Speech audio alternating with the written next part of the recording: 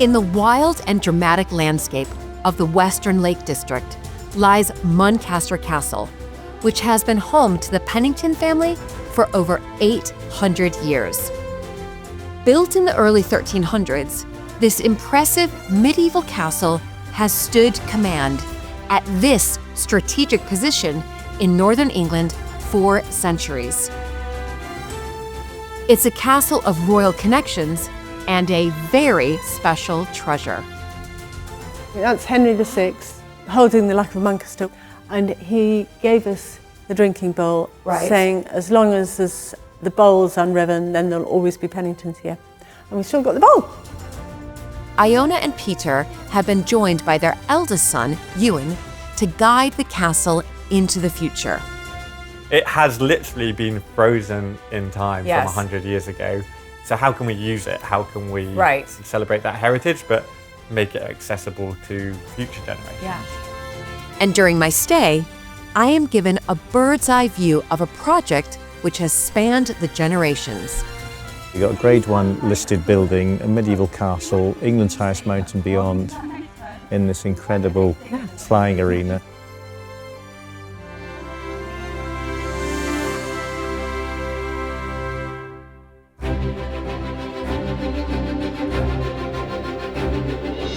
When I married into the British aristocracy, it was the start of a wonderfully exciting journey. But it was also a little daunting. I became a Viscountess, and for an American girl from a small town outside Chicago, that was quite a shock.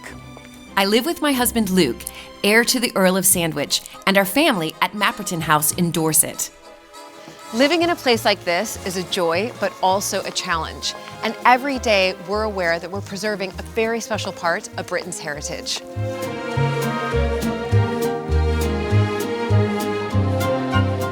Mapperton has opened up an extraordinary new world for me, and I can't wait to share it with you all.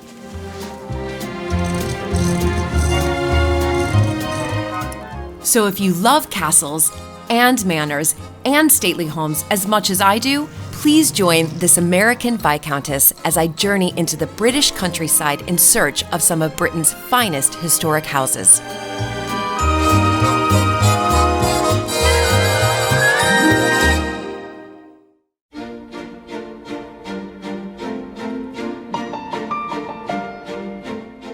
The spectacular landscape of the Lake District shrouds Muncaster Castle in a mist of history. Its geographical position on the River Usk and near the coast has shaped the history of this area since Roman times. The castle today is under the watchful care of the Frost Pennington family.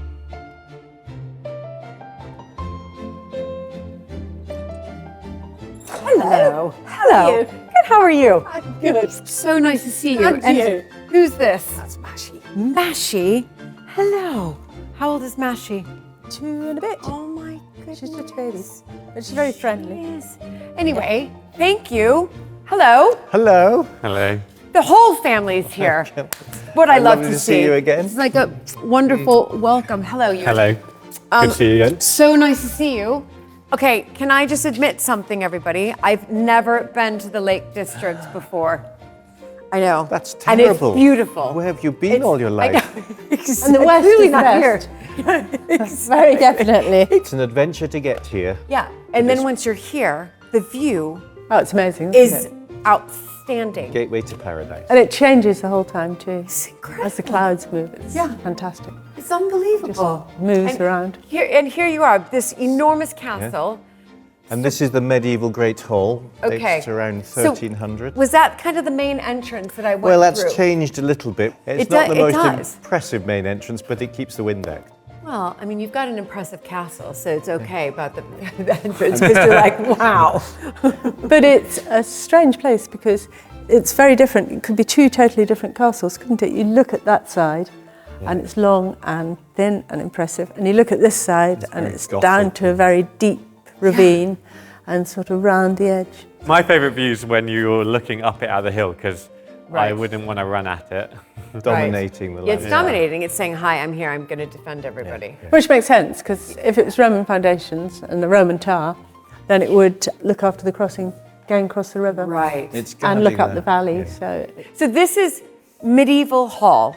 And it's where the community would meet and mingle and eat and drink. And they did everything talk. here. And the whole community would be here and into the tower to defend themselves against the rampaging neighbours or the Scots or whatever. Right. And this is the symbol of the family, the Pennington cat. So the wild cat. The cat. I mean, I've been to a lot of historic houses and I've never really seen a symbol of a cat before. Usually it's some type of dragon or griffin or a lion. A lion. Yeah, but a cat. Well, sometimes an eagle or a wild boar or something. And this is not the domestic cat, this is the wild cat that still exists in Scotland, used to be around here. They're brave and ferocious and defend their ground. Fearless. And fights like Billy-O.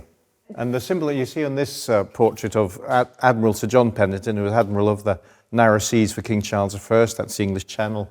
And the other is the 5 blue lozenges on the yellow background. So the colours of the family are the gold and the blue. And you've got so many paintings here as well. Does one kind of stand out? Well, this one here is quite interesting. That's Henry VI holding the Luck of Muncaster, which was his communion bowl. Okay. He was found wandering after the Battle of Hexham by Pennington shepherds and brought here to convalesce. And he gave us the drinking bowl as he left, saying, as long as there's the bowl's unriven, then there'll always be Penningtons here. And we've still got the bowl. And you still have that bowl? It's Venetian glass, yeah. Oh, the Luck my of goodness. Muncaster. The Luck of Muncaster. All the luck of the family is So you embodied. took him in. The That's family right, took yeah. him in. And he was here. During the Wars of the Roses. Iona, am I right in thinking that this has kind of come through the female line recently or the past? Well, the past 2 generations, my mother and then me. Right. Absolutely. Okay. And then previously, my great-great-grandfather, it came through his mother from the Seymours. Because you guys have been here for how long? Well over 800 years. 800 years. So you've got all these ancestors. How do you keep track of them? Well, we keep finding exciting things about some of them. But if we go through here, we can see Great. Ooh. a picture or two.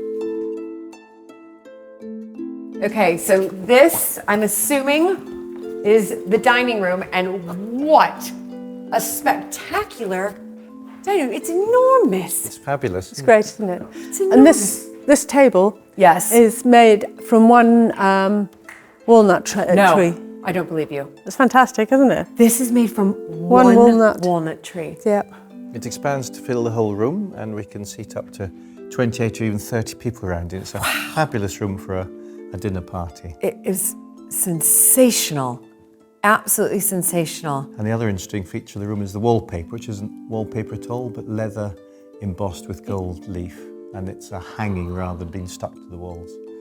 But, And so when was this room created to what we see today, especially with that wall hanging, really? About the 1880s, really. 1880s, Yeah. okay. Rather than have embroideries and things, it's much cheaper to actually have this sort of wallpaper. Really? So they were... And very well, in the fashionable. medieval age, Yeah. you insulated and decorated with tapestries, but that was hugely labour intensive. This was the first foray into the sort of wallpaper industry, if you like. So this is leather, and then it would keep it warm, I guess, having the leather on the walls. Yeah. Similar It's to... very rich And and it looks, beautiful. yeah, and it's Yeah. beautiful. And it would look very gold in its original. Now, Iona, you mentioned that there were paintings in here about The Seymours. So how it went through the female line. That's right. Yeah. So my great-great-grandfather, John Ramsden's wife, was Gwendolyn Seymour. Okay. So all the Seymour things came through that way. Okay. And she had 2 brothers. This one was the younger one. And he was a diplomat in India. And he had a bit of a fight with the bear and lost.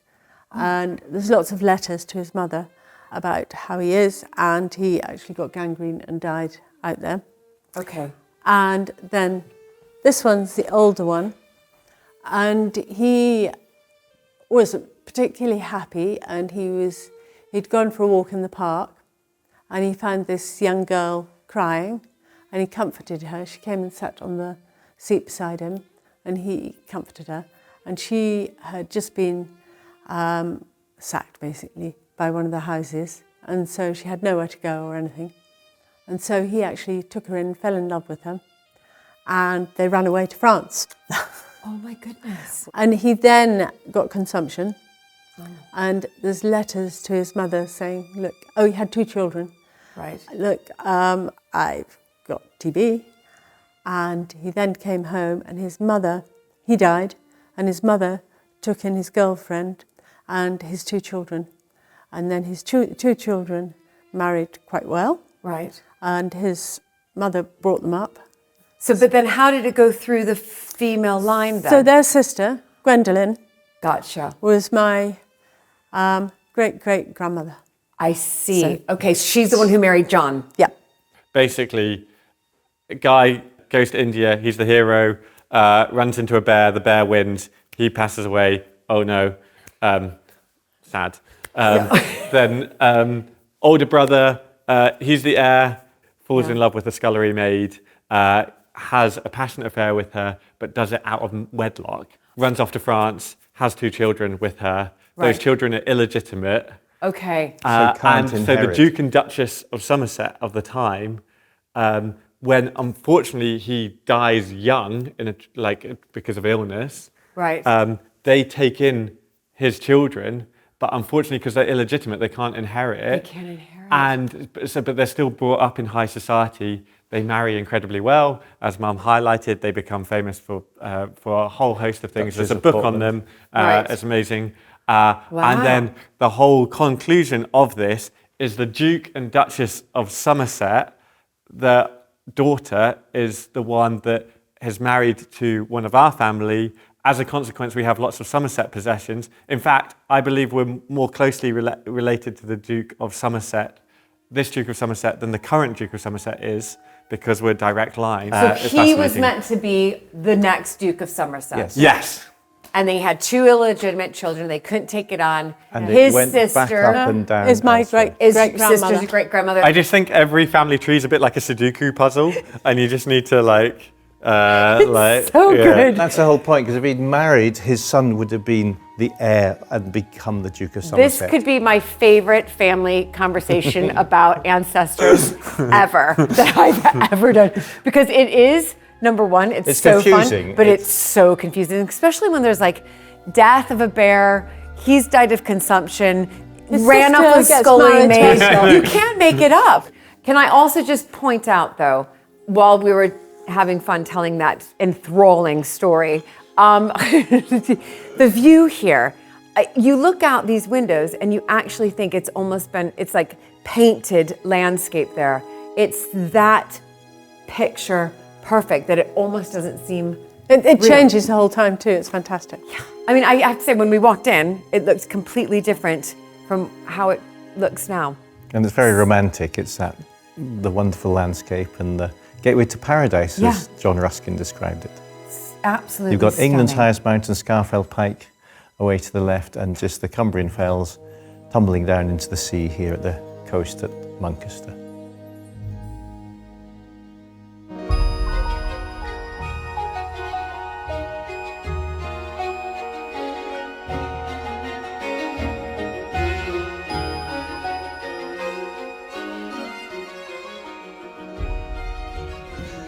So this is the incredible drawing room, or technically the withdrawing room, where the ladies would withdraw after dinner Yes. to do ladylike pursuits. Yeah, it's wonderful. So on the walls, I'm looking around, it looks like a lot of ancestors, is that right? And I'm presuming yours. Now, we could spend all day here going through each and every one, which I'm sure you know tons of stories. Absolutely. Yeah. Yes. An exact date, the lot. But maybe just point out a few that you think are important to you. Well, this one is Lord Seymour, the Protector. He's my 13th great-grandfather, Okay, wow. and his sister was Jane Seymour. There you go. That is a The big favourite queen of Henry VIII. Of Henry VIII. That's a big That's right. connection there. Wow. So that dates to, that's basically, we're sort of 1530s. 1530s, 1540s. Exactly. Quite a long time ago. Yeah, quite a long time ago. He was a general who won the last battle in the Anglo-Scots War, the Battle of Pinkie, the last battle in the Anglo-Scots War. So I don't like him much being Scottish, but anyway. No. Very well. He was beheaded. Are you happy He was about beheaded, that? well. But more importantly, is the recent generations. Yes. So this is my mother here. Yes. And father. Okay, I can see the resemblance. Actually, in both. I mean, I see you and your mother, but then when I look at your father, I'm like, oh, I can see you and your father as well. Strange, isn't it? Yeah. What lovely And portraits. then she looks very severe there. She wasn't at all. What was her name? Gentle. Phillida. Phillida. Yeah. Beautiful. And then her mother is up above. It's Wow. Veronica. What's her name? Veronica. Veronica. Very glamorous. Very glamorous. Wow. Yeah, she liked being glamorous. Yeah, very glamorous. And her husband, my grandfather, Sir William, down at the bottom. Yes. And then his father, John Ramsden, Okay, so that's your great grandfather. grandfather. I'm just trying to follow the pieces And here. he's the one who inherited Muncaster in 1917. And I see. This is my great grandmother, Joan Ramsden. She's very glamorous. She is, isn't she? I mean, and she's sort of center stage there. Yes. They all, thought, well, no, we're not going to compete with that, so we'll just do smaller. I knew her, actually. And what was she like, as glamorous as she looks there? She was very old by the time I knew her. Right. Well, you knew... Great granny, yeah. Wow. She died in 1976. Yeah, something like that. Oh, my Yeah, goodness. she was getting on a bit. Right. She was here a bit in the war when the Tate Gallery pictures were here, because they were responsible for looking after them. And she moved around a bit, but it sounds as if she was lovely. Let's just back up a little bit. So Second World War, the Tate put their pictures here. The Tate, we had Van Gogh sunflowers and... It was amazing, actually. What? What was really interesting was somebody who was a maid here, she's died now, but she was telling us that they were told to prepare for refugees. Okay. And so they got everything ready for refugees, and all exciting. And the train came into Ravenglass, and the wagons went down to collect them. And then they brought these packing cases into the front hall, and they can remember looking through into the front hall through the end of the passage and seeing these and think, they're not refugees. So we had between 600 and 800 paintings from the Tate Gallery, which was bombed and very badly damaged, and they survived the war very safely. And the Tate Gallery is, of course, the national collection. Of course.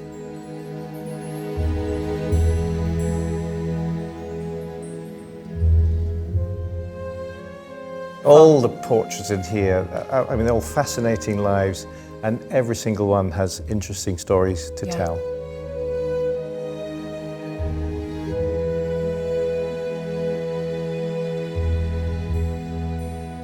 Muncaster was remodeled in the 1780s during the tenure of John Pennington, first Lord Muncaster. And what were once the medieval kitchens were transformed. Yeah. Now this it's got a, is a library, it's if got a I've ever vibe. seen one. It's not bad, is it? It's not bad. And then when was it converted? Medieval times. No, it wasn't converted. It wasn't converted from the medieval time. Okay, this is where we bring in our expert.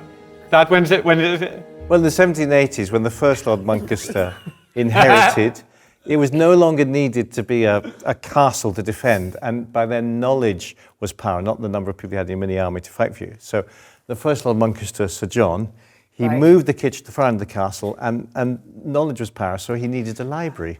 And he established this amazing room, octagonal library with well over 4,000 books. And it was the internet of the 18th century. Yeah. So now I've got another question. Do you use this room? Yes, we do. On occasion, we use it at Christmas. Yes. And it's a wonderful room. And now Ewan has managed to install ground source heating. It's warmer than it was. And if we ever get time to come in here and sit in this wonderful space is amazing. Right. It's lovely in here, and I can see it's just so well thought out. And you've placed so many family photographs, and just you've got a sort of a lovely chair collection there. Those are apprentice pieces. So what you used to do is the apprentices used to make them, and then they used to be taken around like a catalogue. Really? I didn't know that. It's great, isn't it? So you That pick, is- right, I'll have one of them, or 6 of them, And that's or quite right. blah, blah. And apprentices were not allowed to make the full-size thing because it was very costly materials if they got it wrong. So that was their final exam. But then they made great samples for the master craftsmen to be able to take round and show the I had no sample idea. of their wares. Good, isn't it? I had no idea. I have learned something really properly new here. That is incredible. And I've just stepped foot in here. I had no idea. That's fantastic. So do you have any of these? No, strangely, many houses you'll go to, you'll find a model, an apprentice piece, and a set of chairs that match it. We don't have any chairs that match those apprentice pieces. Right. So but you've got this I think they were just display. collected by great-grandfather. Yeah. And then there's a wonderful another item there is what we call the alabaster lady, who I love. She used to be on a table in the middle of the Great Hall, but we had to move her in here for protection because when we did weddings and things, people would touch her and things. But Great Granny, the husband of Great Grandfather Sir John, who inherited in 1917. The wife, you mean? The wife, the wife the wife of Sir John. Yeah, the wife, not Yes, the husband. The wife, yeah. Her husband was Sir John. Anyway, they used to, when they were living here, they used to have lunch in the Great Hall, and the alabaster lady was there, but she thought it was terrible to eat lunch in front of a naked lady being born in the Victorian age, so she knitted a little pink cardigan for her and covered her up so only her head was showing. But when Great Granny died, so did the cardigan. And who was the alabaster lady carved by? It wasn't Michelangelo. It was Gambellina, John of Bologna. Wow. A famous. So like the last of the Italian. Yes. But the experts all argue about experts always argue about whose things and artworks are attributed, but that's part of the fun. Yeah, no, it is part of the fun. Now, as I look up, of course, I was looking at sort of can you get up there? You can get on the gallery. We can't let the public up there for health and safety. No. But it's the question we get asked all the time. How do you get on the gallery? And then I'm going further up, and that ceiling. A few years ago, we had a problem with dampness here. And this ceiling here had never sort of been painted. It was still pink plaster. Okay. And so we did quite a lot of work. We had a really good apprentice at the time, and we painted this blue and put the stars on. And he looked up when we got the charter, December 1208, and he put the stars where they were at that time, which is fantastic, isn't it? Yeah, so to match the sky when the Penningtons arrived here 816 years ago. No, when they got the charter. That's unbelievable. Okay. When they got the charter. Right when they there. got the charter. Yeah, I know, but as in the first evidence, okay, let's, That's incredible. It's great, isn't it? And who thought of that idea? Iona. Did you? Yeah, but that's pretty clever. There were letters a long time ago of, I think originally it had the signs of the zodiac. Okay. But we weren't good enough to do that. Right. So we thought, This is, Yeah, the first Lord Muncaster's ceiling was that, and that had vanished in the Victorian renovations, and so we thought it nice to go back to a nice celestial ceiling. that's good, isn't it? it's very clever, and it's a talking point, and it's really, I think it's wonderful to be able to look up and think that 800 years ago, that was the sky was.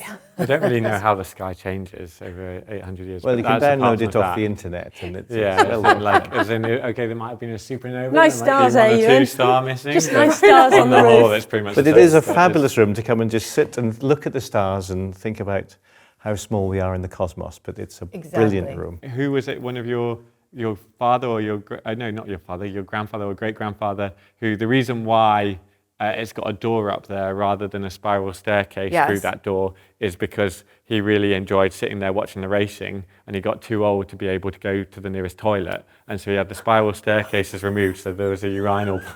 That is a total load of cobblers. Who told me that story then? If someone told me that story. Why have we got the spiral urinal was staircase? always in there. We're not showing that. absolute But when rubbish. Sir John inherited, they didn't want He chamber used to pots sit under in the here bed. watching television and watching the racing So while people were they trooping converted through. the room up there to be a bathroom, which meant the spiral staircase no Can I longer just worked. say, I just arrived, and how much fun it is to already be with you. So I hope Family it even dynamic. gets more Well, fun. okay. Can I try a different part of the story then? Supposedly, you would sit there watching the racing. No, it's here. Because he was really It's right there. And he would sit so still watching the racing, and then something would happen in the race that he'd be like, "Yes!" And then everyone, like the general public, would just be walking around, and then And thought he was a dummy. thought he was a mannequin, and then suddenly this thing would come alive, and he'd be like, "Yes!" And they would be terrified.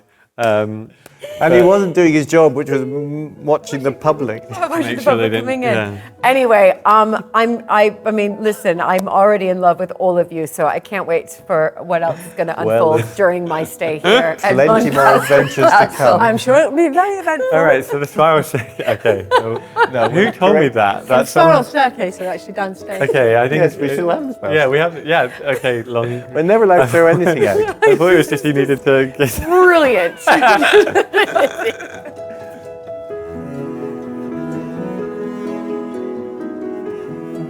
I'm absolutely loving my time with Peter, Iona, and Ewan. On the upper floors of the castle, I met up with Kim Armstrong, whose passion for Muncaster, and in particular the textile collection, is inspiring. Okay, so welcome to the tapestry room. I love a good tapestry, or tapestries, I should say, Kim. Fantastic. Can I just, before we even go there, because I've seen them hang around, this teal color, this is beautiful. It's fantastic, isn't it? Yeah. There's some very strong colours in the castle. The teal is amazing, and it does pick out the colours in the beautiful tapestries as well, doesn't it? It does. It's lovely, and I love the exposed floorboards as well. Anyway, we're here to talk about tapestries. I love textiles. Now, I can see them dotted around. Give me a little bit of history around them. So, in this room we have 3 of a collection of 9 Flemish tapestries that date from the 17th century. With all of our textile collection, the provenance is quite difficult to find because, I mean, the information might be here in the castle somewhere within our archives, but we haven't quite found it yet, the definite evidence. So we have to make assumptions and guesses based on the characteristics that we know from the family tree. Yes. So Iona's great grandfather, John Freshfield Ramsden, was a great lover of textiles and an avid collector. So we assume that most of the textile collection is here because of him. Right. So when he was away at war, his escapism was to go and find all these amazing textiles. And so we you know, that's amazing that we have such an incredible and vast collection here. I can't. It's very difficult to describe how vast the collection is. It's huge. Amazing. It's amazing. The majority from him. We think so. Yes, we think so. What other textiles do you have? I guess we have an a example huge fan. of pretty much everything you could possibly imagine, from lace, costume, parliamentary robes. There's silk root textiles and crewel works, rugs, shoes, hats, even underwear and swimwear. It's an incredible collection. The Penningtons have been here for quite a long time. Yep. They've never thrown anything away. It's all still here. And it's our job to, it's a delight to look after it all. It really is. And you never know what you're going to find up in the archives. We come across a box, you go, okay, I have no idea what's going to be in this. Right, okay. And then you open it up and you get that magical, I've got goosebumps now just talking about it. Oh my gosh, I want your job. It's incredible. It really is, yes. Okay, I'll come back and volunteer. All right, crewel. You mentioned crewel. Is there anything on crewel I could see on display? Absolutely. There's some just across the corridor, actually, in the Queen's room. Okay, I'm a big crewel fan as well. Okay. These are stunning, though. They're beautiful. I know the colours and the shading in them's amazing. So there's partly wool, partly silk. So all of the lighter areas where you get the sheen, that's the silk threads, and they've used that as the highlights. And then the wool is the deeper colours to add the shadows and the shade. Clever. And the time and the craftsmanship. I know, and another amazing thing about these is they're woven sideways. Oh. So your warps, the strong grains, are going across, and the weft is the colours that's woven in and out. So they're woven sideways, and then tips. So clever. If I had more time on this earth, I'd be on a loop. It's very therapeutic. Let's go and look at the crewel works. Okay, great.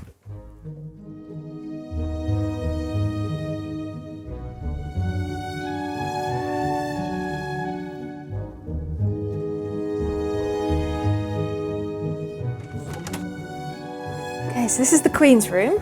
The Queen's room. The Queen's room. Another lovely strong colour. Yes.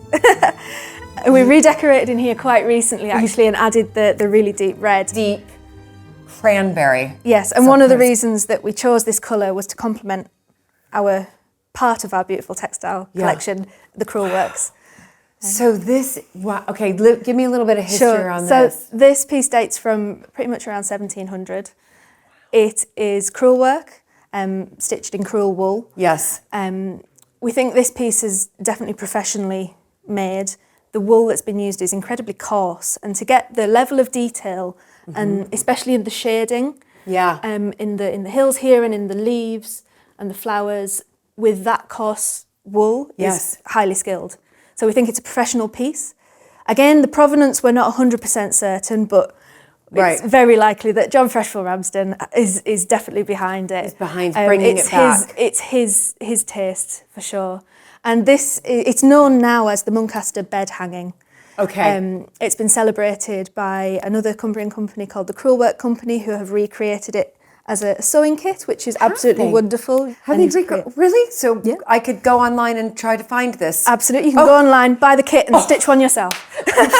I did my first ever embroidery class, and we did a little bit of crewel work as well. And it's hard. It's really difficult. It is. I did a class. I mean, yeah. It is like colouring in with thread, but to get that level of detail and the shading, the shading is, it's unbelievable, isn't it? The shading is crazy, but also you have to put it up on layers. Yes. Layers, layers, layers, keep layers, and going. then you're actually you're building up. That's now I understand it, now that I've done that little quick course, but I can see here the lift there. Yeah. So they would have had layers underneath. Layers underneath. And then lifted, and then the shading. And blend it up, blend all of the, it's long and short stitching, so they're all blended in together. Well, anyway, so now I'm very obviously into embroidering, but this crewel work is magnificent. And the more you look, the more you see the animals in there. We've got parrots, we've got squirrels. And what's wonderful about crewel work, strawberries, they are strawberries. What's wonderful about the motifs in crewel work is that they're all at different scales. They're not a proportion to each other. If you look at the size of the stag compared to the size of the squirrel. Yes, yes, yes. So it's where the person that has stitched it has got those motifs perhaps out of the pattern book, and just not cared about the scale of them and just gone for it. And it's just such an explosion of colour and skill. It's absolutely magical. Has this had to have a lot of conservation? It has. Before I started working here, it has been rebacked. Right. But more recently, and something that I've had the great pleasure of working on this piece, is being able to get it hung on the wall properly again, so it can be enjoyed by our visitors. Yeah. And the method for that is to actually use Velcro. It's the method, the new approved method, yes. isn't it? Not nailing it against the wall. Not nailing it against the wall. No. I mean, this would have originally been hung round a bed on little metal hooks. Okay. So those metal hooks have been removed. We've kept them as part of its provenance and history, but replaced those with a Velcro strip across the top. So you've got your Velcro strip with cotton tape stitched to either side, and then that is hand stitched with a broken zigzag stitch along the top there. Okay. And that stitch is a flexible stitch. So as the piece expands and contracts with different temperatures and changes in the climate of the room, it doesn't buckle. Right. And again, it's one of a set of 4. So we have another piece pretty much identical in size and the design, and then 2 other narrower pieces. Really? Similar to the tapestries, they'll be rotated around for conservation purposes. Yeah.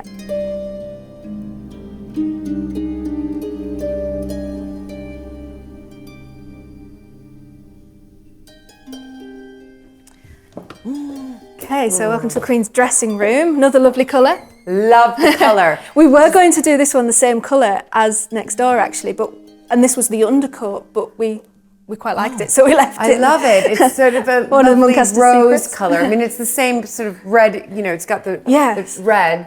It very much complements it. As the Queen's room, but this is. I'm just looking around. It's just lovely. Nice and soft. Yeah. Good rose. So this is one of the pieces I wanted to show you. This is from the silk route, and this is from Uzbekistan. It's Bukhara, and this is one of the pieces that I'm fascinated with at the moment. It's just come out of storage. Okay. For me to do a little bit more research on it. So what I found out so far is that the stitching itself is Bukhara couching. So you've got a layered thread with the couching stitches holding it down. So remind me of the couching again. I did couching on So couching stitches, remind me, how does it work? So you work with 2 different strands. You lay a piece on top, and then the stitching goes over the top to hold that in place. It's usually used on something more like what we've got behind us with the metal thread embroideries. So when a thread cannot physically go through the fabric, you would couch it down instead. So that's exactly right. So when I was doing my embroidering and I was using gold thread, we were couching. Thank you. That's exactly right. This is still couching, but it's all in silk. Oh, wow. So the green edging has been added on at a much later date. Okay. So ignore the green edging, I would say. But what's really interesting about this piece is the seam down the centre.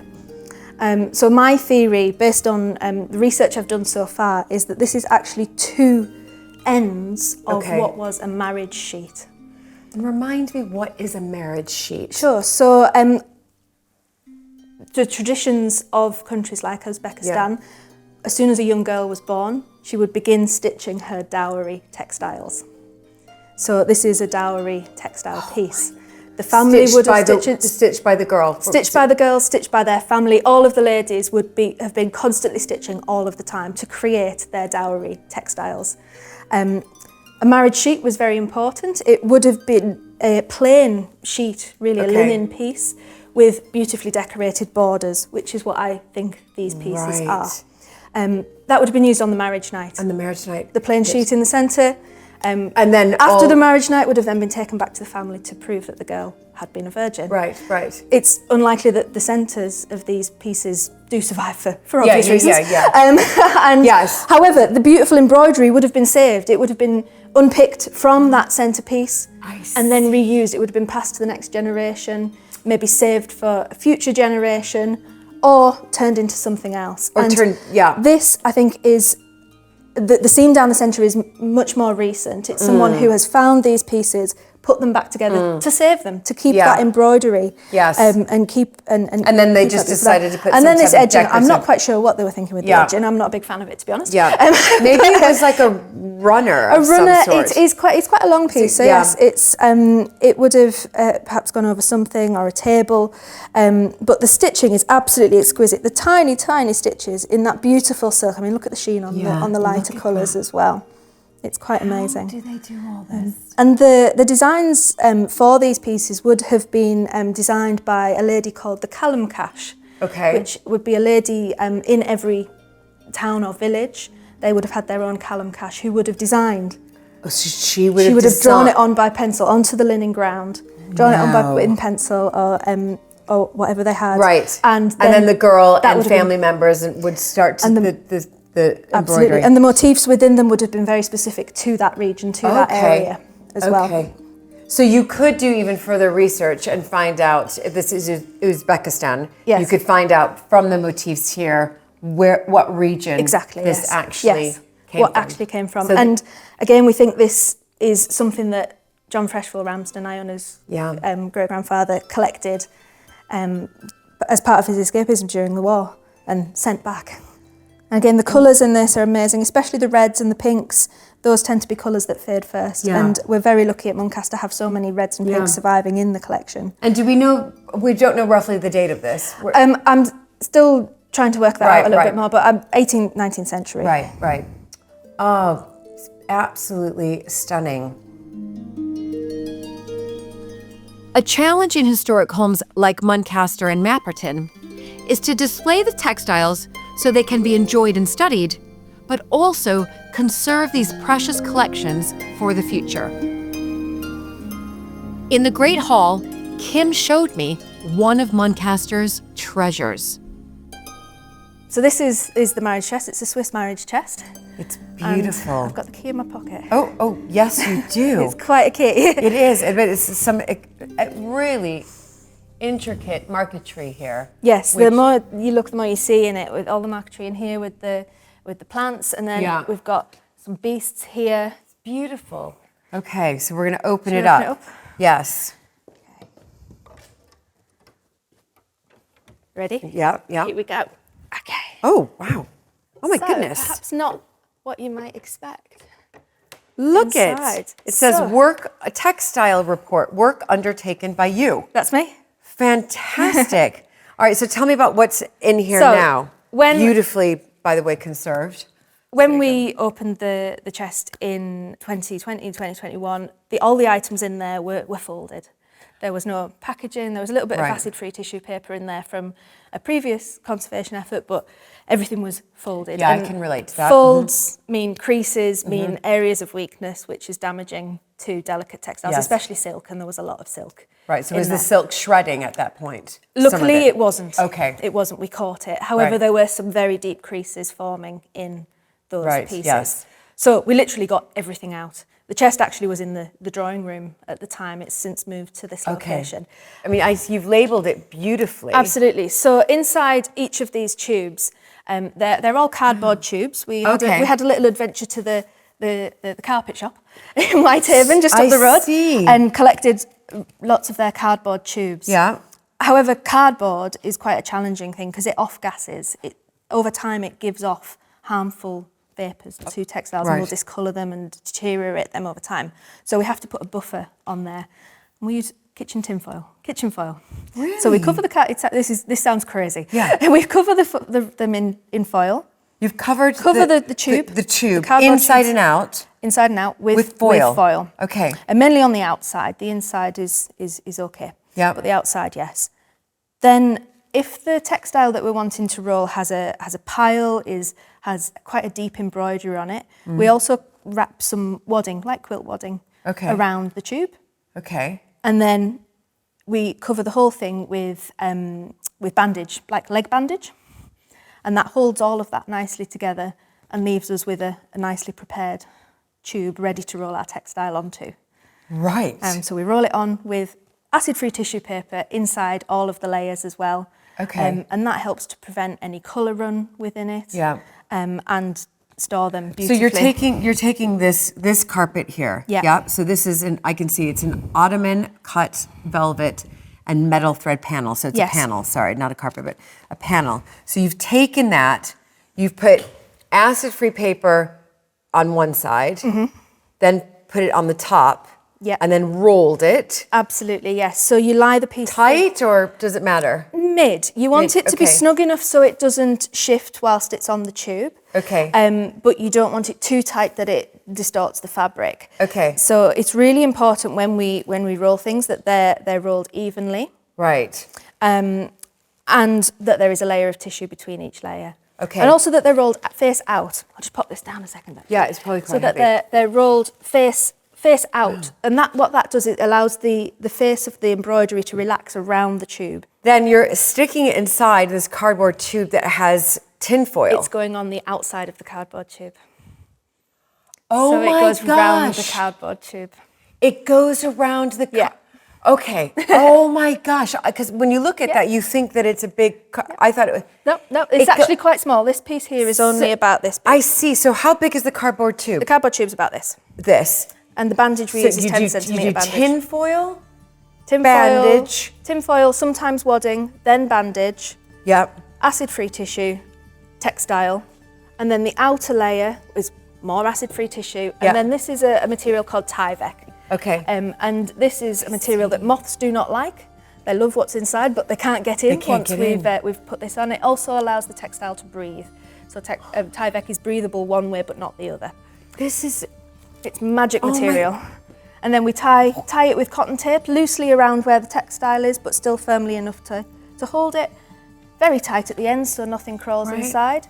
And in this chest here, this is only really phase one. We need a bigger castle. I know that sounds crazy as well. I hear you on that one. To progress to the next level of care for these items, they would be suspended on racks instead of all being on top of each other. They would be racks, but so in acid-free paper. The bottom, the ones on the bottom are not getting crushed. Yeah.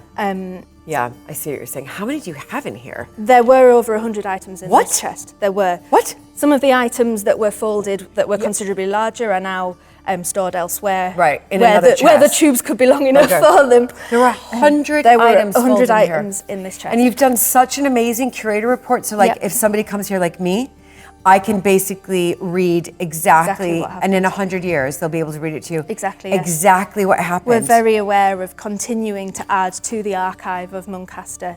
Also from a conservation point of view, this is an important thing. So amazing. A future conservator or future curator knows what has already been done to these items.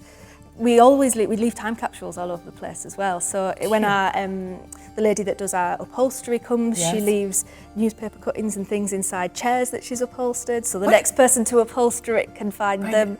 If any walls are replastered, we put things in what's happening at the time as a momentum of the time that those renovations, repairs, conservation work took place. This is amazing. So how long did it take you? That's my last question. I could be here all day, but how long did it take you?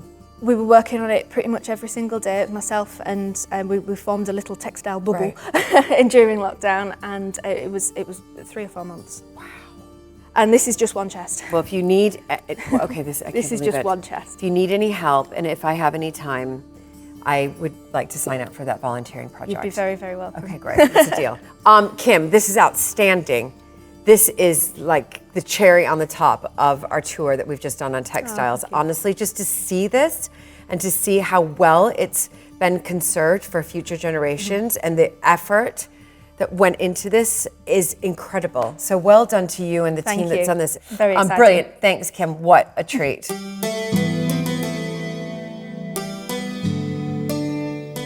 At Muncaster, you literally can sense history all around.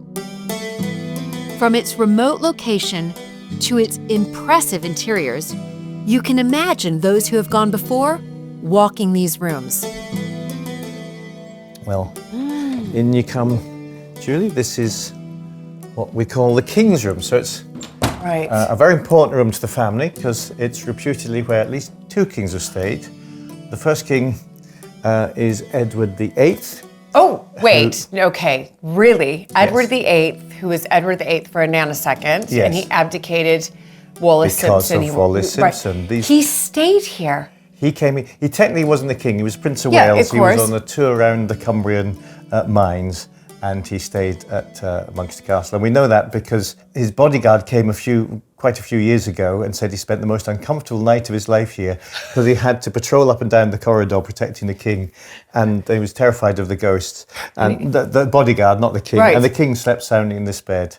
And so we know Edward VIII has slept here. Wow. But the far more important king to us is Henry VI. Because as we mentioned briefly downstairs, the only reason we think the family's still here is because of Henry VI and the Luck of Muncaster. Okay. He was the son of Henry V, the famous king who won the Battle of Agincourt in 1415, hurrah. Yes. And in fact, Henry VI was the only man in history to be crowned King of England and King of France because of his father's conquests. Right, that's right. It's ringing a bell. It's ringing a bell. But compared to his father, he's a bit of a disappointment because he was not nearly as good a general as his father and kept losing battles. Okay. And the French started taking their country back. Oh. And he was sort of the central character in what's now called the Wars of the Roses. Yes, yes, and he was thrown off the throne by Edward of York, Boo Hiss, who were staunch Lancastrians here, and those Yorkist upstarts. And Henry escaped into Scotland, raised another army, came back, and in 1464 was defeated again at the Battle of Hexham. Oh. Kind of feel sorry for him. Yeah, you do feel sorry. He's just useless fighting. You know, his wife Margaret of Anjou, she was quite formidable. Anyway, Margaret, his queen, and the Prince of Wales fled another way, and Henry fled into West Cumberland with a single servant, hoping some of them would survive, escape from the Yorkists. So the story goes, he turned up at the next stately home down the road asking shelter, and they quite sensibly said, no, you're not king anymore. If we take you in, we'll be in trouble. Really? So they threw him out, and he left he hid in the woods and put a curse on the place. But after that, he came wandering over this way. He was found on the hillside. Him and just one servant, just a one chap servant, called Sir Richard Tunstall, we believe. Okay. And he was found by Pennington shepherds wandering on the hillside. And there's now a monument there to Henry. And we don't know whether the monument is, and it's called Chapels because Holy King Henry, even though he was useless general, he was known as Holy King Harry because he almost got canonized as a saint after his death. Wow. And the shepherds brought him into the castle, and Sir John Pennington was living here. He was a very old man, but he'd fought with his father at the Battle of Agincourt, so he was a staunch Lancastrian. He took the king in, gave him breakfast. He disappears from the records for some time, and we think he stayed here for 2 or 3 weeks and given shelter by the family. Now, when he left, he was so pleased with his reception that he left his little enamel drinking bowl, so the legend goes, saying, as long as this bowl remains unriven, Penningtons from Muncaster never shall be driven. In other words, as long as you don't break this bowl, you keep the castle. Yes. And weirdly, again, the hairs are standing up at the back of my neck, and they often do when I tell that story. So the bowl is now known as the Luck of Muncaster.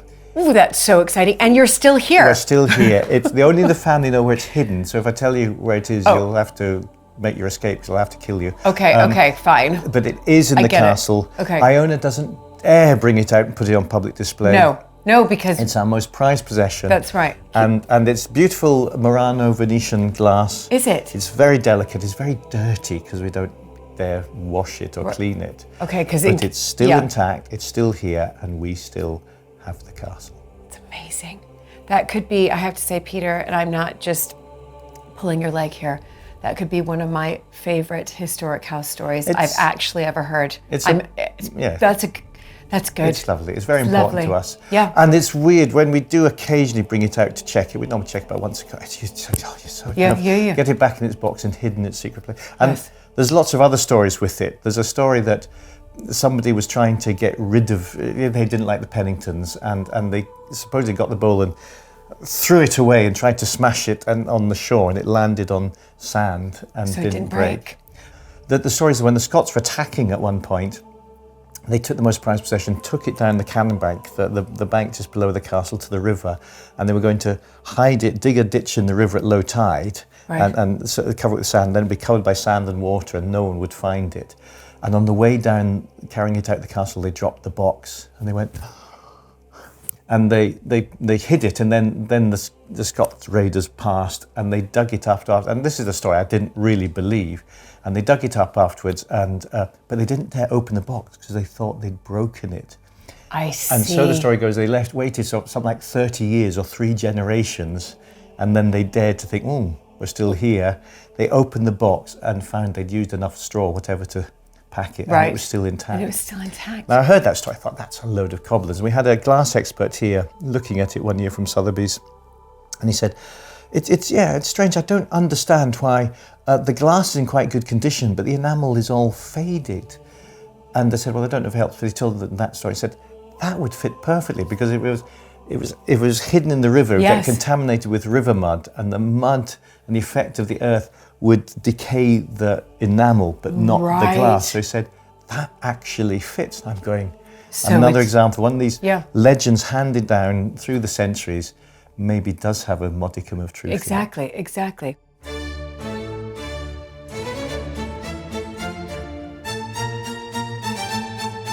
The history and stories held at Muncaster are fascinating, and there are many more to uncover. Well, this is a delightful room because there's lots of secrets hidden in this room. I can already tell you, Peter, that this is going to be my favorite room in the house, because I'm a novice archivist, and I love anything that basically dates back to hundreds of years and even 1,000 years. And I know you're bordering on that. 1,000 years, you're bordering, aren't you? Almost, yeah. Well, we have a Roman slab that's 1,800 years or whatever. But, there you go, exactly. Now, I can hear, where are we in the castle? Oh, we're the top of the tower now. So it gets a bit windswept up here. So, and you're in Wild West Cumberland now. Yes. So the weather is making sure that we hear it, and it's making an appearance. I hope we don't start rocking. But we shouldn't, because it was built to keep the Scots out. So that's exactly right. So don't worry, we should be safe. But I'm also an amateur archivist, I'm afraid. I mean, just an enthusiast. Yep. And Kim and our other team of curators normally tell me off for doing things. So I'll try and do this properly. Great. Well, we're in it together then. So with various things, starting from relatively modern, we've got a lovely little letter here, which when I read it, and it's basically, Dear Sir John Ramsden, who is Ewan's great-great-grandfather, Iona's great-grandfather. Dear Sir John Ramsden, thank you for your letter, which I have not answered yet. It appears that Beaufale is safe in your hands, as it would be in the hands of the National Trust. I remain yours sincerely, Beatrice Heelis. Now, I'm sure you know who Beatrice Heelis really is. Beatrix Potter. That's Beatrix Potter, and this is from 1926, obviously just around the time the National Trust was being set up, and Beatrix Potter was donating many of her farms, which she'd bought with her proceeds from Peter Rabbit and books like that. Yes. And she was instrumental in protecting the environment and looking after things, and just exactly what we're trying to do, keep things for the future, for generations. And there's a long list of correspondence where she's writing to Sir John about how the land has been dealt with. And we don't have the intervening letter, because obviously that must be in the Beatrix Potter collection somewhere, of course. where he's explained to her how they're looking after and taking care of the land. And so this letter is going sort of correspondence closed. No, we don't need to take this land into that of the National Trust. Or in the National and you're doing Trust, a very good and job, you're doing a very... Sir John. How So that's fascinating. lovely. That's sort of 1926. Wonderful. This is so I get this great-grandfather. to great-grandfather. I'll talk to his my great-grandfather, but the fact that Sir John, Exactly. who inherited Muncaster in 1917, so is responsible for the whole Muncaster estate. Okay. Now, this is a beautiful little thing. I mean, now we take it for granted. Ewan says, oh, Dad, things are different now. He'll pop on a plane to Barcelona for the weekend with his kids, whereas when I was growing up, a day trip to Boulogne in France was incredible. It was going to the edge of the known world. And this is Lord Muncaster's passport. And this dates from the 1870s. And there's all sorts of adverts in here, as you probably, maybe don't get. But it opens out, and it's almost a personal document from... Yes, look, this is fascinating. And this is what passports looked like. This is what passports look like. And there it is. You've got to be kidding me. So there's no photo? Well, obviously, there were photos around then, but no photos. No, but no photos for the passport. But it's just the Royal Crest and Mr. George William Frederick, Earl of Clarendon, who I think was the Foreign Secretary. Who said that this is his passport, and Lord Muncaster's passport. Requests and requires a name for Majesty, obviously Queen Victoria, all those to whom it may concern, to allow, and that's the pre-printed bit, so this is the bit you fill in. You can see, so Lord Muncaster, a Member of Parliament, who's an MP, accompanied by Lady Muncaster, travelling on the continent. Wow. With two maid servants who aren't named. Right. In other words, this bit of paper allows his lordship to turn up with his wife and 2 or 3 servants and be allowed to pass freely without let or hindrance, and to afford him every assistance and protection of which he may stand in need. Given at the Foreign Office, London, the 5th day of February, 1870. Wonderful. Signature of the bearer. Lord Muncaster's had to sign it, and he's just signed it. Muncaster. And did they do any stamps? So when he was visiting, can we see? I think there's a stamp there, and I see. There was another stamp. There's a stamp here. London, the 7th of February, 1870. Yes. My French isn't very good, but... no, but it looks like, there we go. So presumably they passed over into France. Then they were just allowed to go wherever they wanted to on the continent. How wonderful. Then something slightly more visual. This is a beautiful book, which we normally actually keep in the library, and it's getting quite old. But this is Views of Muncaster in 1810. So this is by a friend of Lady Muncaster who came. So this is a previous Lord Muncaster, because of course they're all called the same. And sometimes it's hard working out who's who. Just beautiful early paintings of the castle, and you still have, and I'd love almost to recreate this sketching, because we still have gardeners with rakes and wheelbarrows, although sometimes they have modern vehicles like all-terrain vehicles and strimmers. And I think back here, that was lovely. There are some lovely sort of etchings. So was this just given as a gift? I think this lady came to stay, and a good friend of Lady Muncaster. And of course, what did young ladies do? They had plenty of time on their hands. You'd have to do ladylike pursuits painting, and go out and painting, embroidering, exactly. And I see, and she's went around the estate. And we know this is 1810. Of course I can't. Went around the estate, and that's lovely. But there's some lovely, what's important to us is some lovely early pictures of the castle. So for example, here you have the castle and the stable yards where you were having the church is here. And obviously this is before the restoration works. But you can see all the trees that are still here. Yes, some of the trees. Wonderful. Although there are other pictures. Yes, for example, there's the front door of the castle, and the steps used to come straight out. And the wind that you hear howling, obviously whistled right through the castle. So in the 1860s, they tried to redesign it. So we got a slightly strange front door. It's sort of tucked round the side. We have to have a big sign saying castle entrance here. Yes. And there's the tower without the beautiful oriel windows that you'd sit and look at the view. and that wonderful picture of the castle. Before, Yes. the tower on the far side has been built. When was that built then? Well, we think about the 1830s, Okay. although there's a big reworking of the castle, as often happened in the Victorian age in the 1860s by Anthony Salvin, a very famous Victorian architect who turns up everywhere. Yes, but he does. this to me is just It's lovely, and it's a cornucopia fantastic record. of delights. And there's some lovely, there's almost the workers lying around there and leaning on their hoes and looking at the and this is, after Wordsworth, and that people have started to appreciate landscape. Yeah, lovely. What a fantastic record.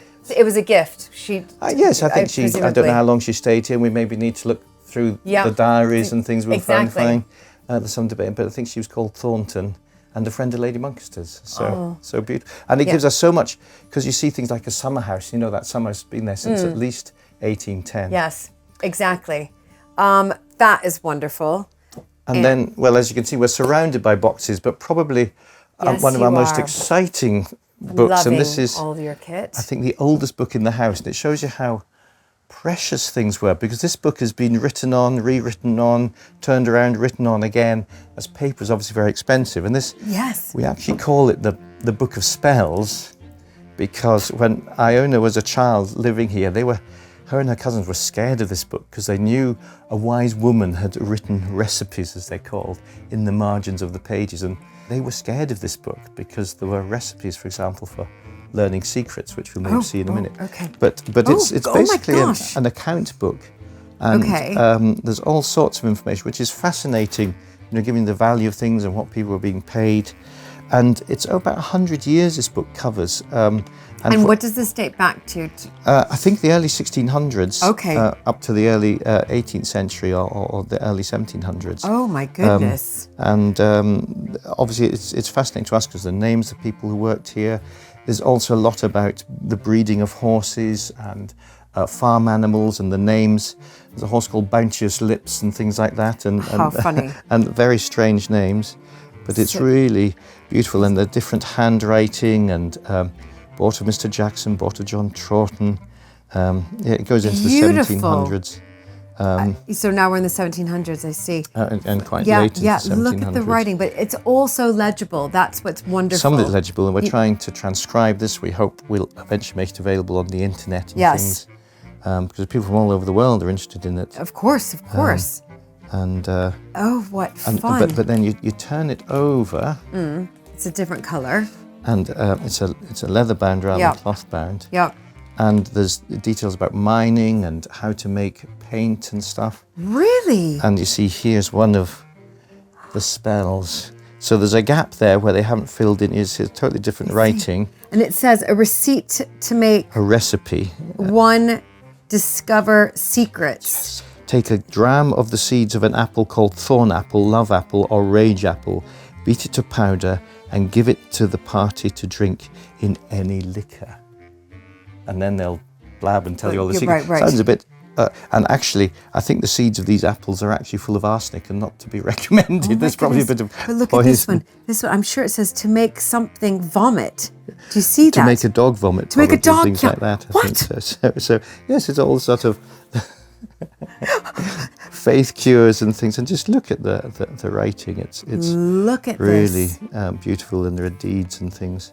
Yeah, I can see this is a little bit tricky to read compared to what we were reading prior to this, but it's interesting. You can basically pull out words here and there, and then once you do that, then it's going to be easier to transcribe. You get the eye for it, and you realise that you pick up a bit of the person. And writing's such an incredible thing. You can write something down on a bit of paper, and they can be reading it centuries afterwards and knowing your thoughts and exactly how you felt. Yep. So diaries and things like this are so important. You're transported back to this time. Well, thank you, Peter. This has been, this is just my heaven right here. I know, we could spend... I know, all day, which I would actually love to do. I would like to, I can't even go there. What I would like to I could spend all day. And there are beautiful things through. in this place, but this is the thoughts of people and that's what's so special. It's incredible, isn't it? Yeah, and the beautiful writing and the care and time and the considered way that they all just wrote And letters things are very down. important. Write to your parents, kids. I know. And it's the one thing we have been telling our kids to do, and they still do it, is every time we go on holiday, they have to write a postcard to their grandparents. Well, and when my mother passed away some time ago, and when we went into her attic, we found all the letters I'd written to her as a student once a week. And actually, you read the letter, you realise what you were officially telling your mother. Yes, yes. And you remember, is that what I told her? Yeah, I told her so she wouldn't worry, or I told her so she wouldn't find out. And stuff. So. Brilliant. Well, thanks, Peter. What a treat just to be able to come up here. Where am I again? Which tower? Well, we're in the Peel Tower, just Peel we're Tower. directly above the front door here. Okay, in the Peel Tower, And, with the wind bustling. Wind howling round and below. with my windows that don't quite fit properly, but and we're trying to keep these things.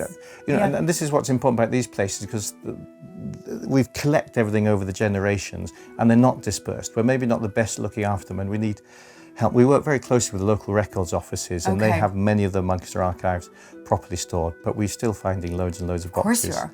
Yeah. And we're trying to do our best to maintain them in proper conditions and make sure that they don't decay. But exactly. they're relevant because it's living, because we know who these people, well, sometimes we know who the people are. Right. They're often our descendants, and of where they're descendants. Yeah. And the knowledge of the ancestors is fabulous. It's fabulous. And the knowledge of the Book of Spells is pretty extraordinary. But don't grind up apple pips and feed them to people you want to learn secrets No, from it. definitely not going to do that.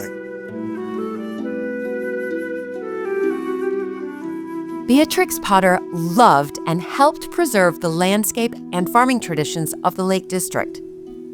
I realized I probably didn't really dress the part for this. I'm a bit colorful. Peter and I set out to meet Dennis Purdom, who farms this land and kindly agreed to show me the amazing skill of sheepdog training and gathering in the sheep. Hello. Hello there. Good afternoon, Dennis. Good afternoon. It's nice to A lovely see day. you again. Yes. I'd like you to introduce you to Julie. Julie. Hello. Dennis. So nice to Yes. meet you. Nice to meet you. It's Dennis nice- is one of the great local farming families and an expert sheepdog trialist and trainer. So Well, Try my best. I'm very excited. Yes. Nervous, but Yeah. and I'm worried I'm too bright for the sheep. No, that'll be fine. I'll leave you in Dennis' Right. Okay. capable Okay, hands. and great. Good luck. Okay, so Dennis, explain to me the role of the sheepdog first and foremost. Tag. Come on, boy. Well, the rule is to train them to understand all the commands Okay, put into them. Your Right. away, your come bys, and your stops, okay. and then on voice, and then you go into the whistle. And you use a whistle. Yes. And the point of the sheepdog is to To fetch the sheep. fetch the sheep, herd the 'em in. sheep. Yes, that's okay it. when you need to. Okay, Yes, yeah. okay. And you have to. In a how long- controlled manner, that's, yeah. So you have been doing this for how long, as far as training sheepdogs? Well, I used to always have a sheepdog on the dairy farm, Right. but 15 years I've been really Wow. doing it. So how many sheepdogs have you trained? Well, I wouldn't like Give me to a say. rough Sort of half a dozen a year, each year, yeah. And you yeah. love it. Yes. I get them from little puppies Oh, and then train them Then- through, and then train And them. some I sell, and some I keep. right, right. Yes. Yeah. Yes. Look at that. He's ready for those yes, sheep. yeah, he is. Oh my. Tag, that'll do. Come on, tag. Come on, boy. Come on. Okay, so Stay there, I stay know there he's now. desperate. Like it's Stay a there, stand up. So yes. can you just the tradition of sort of sheepdogs and herding and again in this landscape where we are in Cumbria, just a little bit about that. I mean, there's farming everywhere. Yeah, yes? there is, and they need good dogs up on the fells. Right. But that is kind of a different type of dog, There's a breed of dogs that's really good for the fell, and Right. they're more opener than these dogs. They get Okay. up the rough stone and that Right. sort of stuff, Okay. These are more for inland and trial, and they will do both, but Right. there is a type that like the fell better, the hills. And, Yes. Yes. Can you just tell me what type of dog this is, though? Well, These are- it's just the border collie, and, It's a border and collie. yeah, and the bred. These are bred for more on the in-by land, smaller areas and Yes. more commands. I think the hill dog thinks Right. for himself more, You know, he gets to know And the what area. breed? What breed is the hill dog? Well, just a border collie, Oh, it but is a still border different type. collie? Yes, yeah, but a different type. You know. Okay. And the sheep's relationship with the sheepdog, with Tag, do they like the dog or no? Well, they do, and the more you work a dog on the sheep, and the quieter the sheep get. Yeah, there we go. there Okay, it now goes. it's happening. So now we've got to get the sheep in the pen. Is Yeah, that right? Yeah. So it looks like he's just doing it without you even commanding. Yeah. So they're going to just He come knows. into the pen. He knows. A lot of them will go out on the outrun Look at and this. fetch the sheep back to me without me speaking. No, he's just done that. Yeah. Wait, what? And that's natural ability balance. That's balancing the sheep Look at. back to me. Oh yeah. You don't have to Yeah, do any no, whistles or any no, aways or any come-bys? No. What? Wait, how did that just happen? All right, Yeah. and I'm going to try. Yes. Okay. Oh dear. So what do I need to know? Well, I'll just sort it. I'm just going to follow exactly Yeah, what you do. yeah. The way's right. Okay. When Oh, we what- set the dog off, you'll say away. Okay. And if we go left, it's Okay. come by. Left is come by. Yeah. Way, yeah. right, And, left and if come they, by. to slow them down, just stand. Stand. Just like, stand. Okay. Just there. Okay. This is So exciting. I'll push the sheep. I'll take the sheep down. And Okay, here we go. I'm going to pay attention. Way. Stand.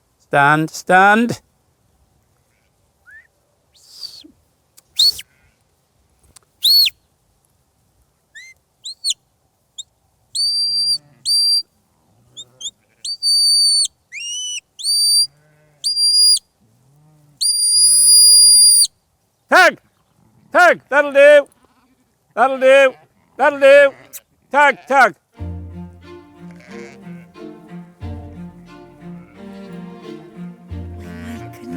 Right, Julie. Okay. We'll go to the front. And how loud should I project? Well, just Just to, stand there, Tag. Stand there. okay. Stand there. Okay. Come by.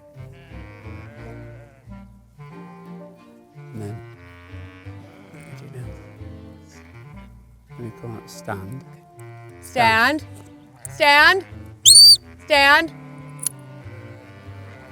More stand. Again. Stand. That's good. It's looking good. More. Stand. Yeah. Stand. Walk. Come by. Come by. Stand. Stand.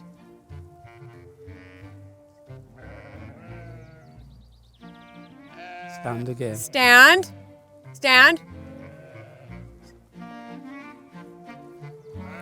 Steady. Steady. Walk. Steady. Steady. Way. Stand. Stand. Put your stick out now, Jill. Okay. Steady. Steady. Come away. Up. Steady. Come. Come by. Now what? Yeah. Come by, lad. Come by. Come by. Just walk round towards him, Julie. Towards Walk to Tag? the dog. towards Tag. Yeah, go around that shape. Keep stepping round. Wait, stand. Stand. Go round to the dog again, Julie. Go round. Keep stand. Stand. Get up. Go forward, Julie. Stand. Stand. Go on, Julie. Walk forward. Stand. Walk forward. Keep walking forward. Stand. Stand. Stand there. Stand. Tag. Stand there. Stand. That's good, Julie. Did I technically do it? That's it. You've got it. I've got it. Tag. Come on. Tag. That'll do. Look at him. Give him a pat now. Tag. Come on. You've got them, Julie. I've got him now. Yeah. I've done it. I got a clap over there from Peter. Oh, that should be good. The dog's standing. Look at that. Oh my. He worked great for you, Julie. That's amazing. Because he backed the sheep in, and that is good. Right. Okay. Come on, Tag. That'll do. Come on, boy. It isn't every dog that'll face up to the sheep, you know, Right. like Tag's that. good. Thanks, Dennis. That's just brilliant.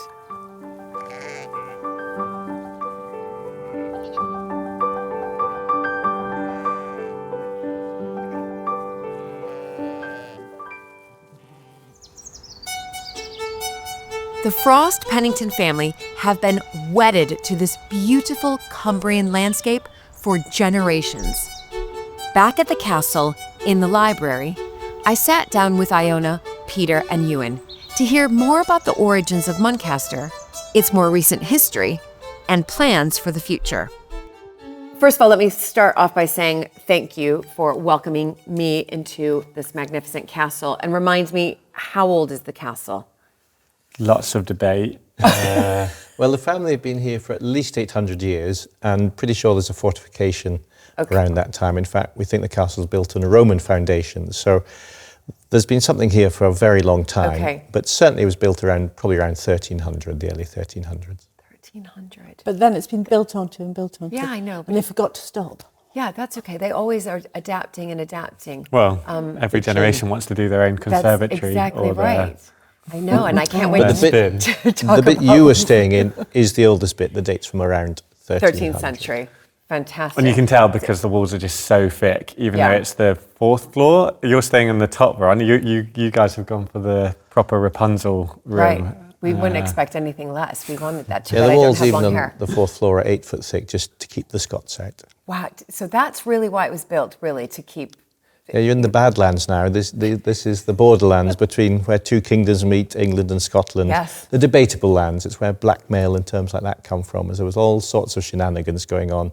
Perhaps there still are. Right. I suspect there are. And of course, this was a perfect spot to defend. I mean, and you're close to the sea. It's so quiet. You can't hear a car. You can't hear a plane. You can't hear a train. It's remote and a great spot to defend. So, they were... Your ancestors were clever. Yeah, it's the one place where the mountains tumble into the sea, so it's a very strategic point. Yeah. But also rich in minerals, and even though it's quiet now, it used to effectively be the highway for the West Coast just here, and the river below the castle was the main crossing point, or the main pinch point, which was a hard place to cross because it's a big river, and the castle watched over the ford, the tidal estuary. So if you had this power, then you had power over the local area. Right. I don't know if it's true, but Ravenglass is reputed to be the second port to Chester on this coast. Whether that was actually true or in not. Roman times. In the Roman times. Yeah. Okay.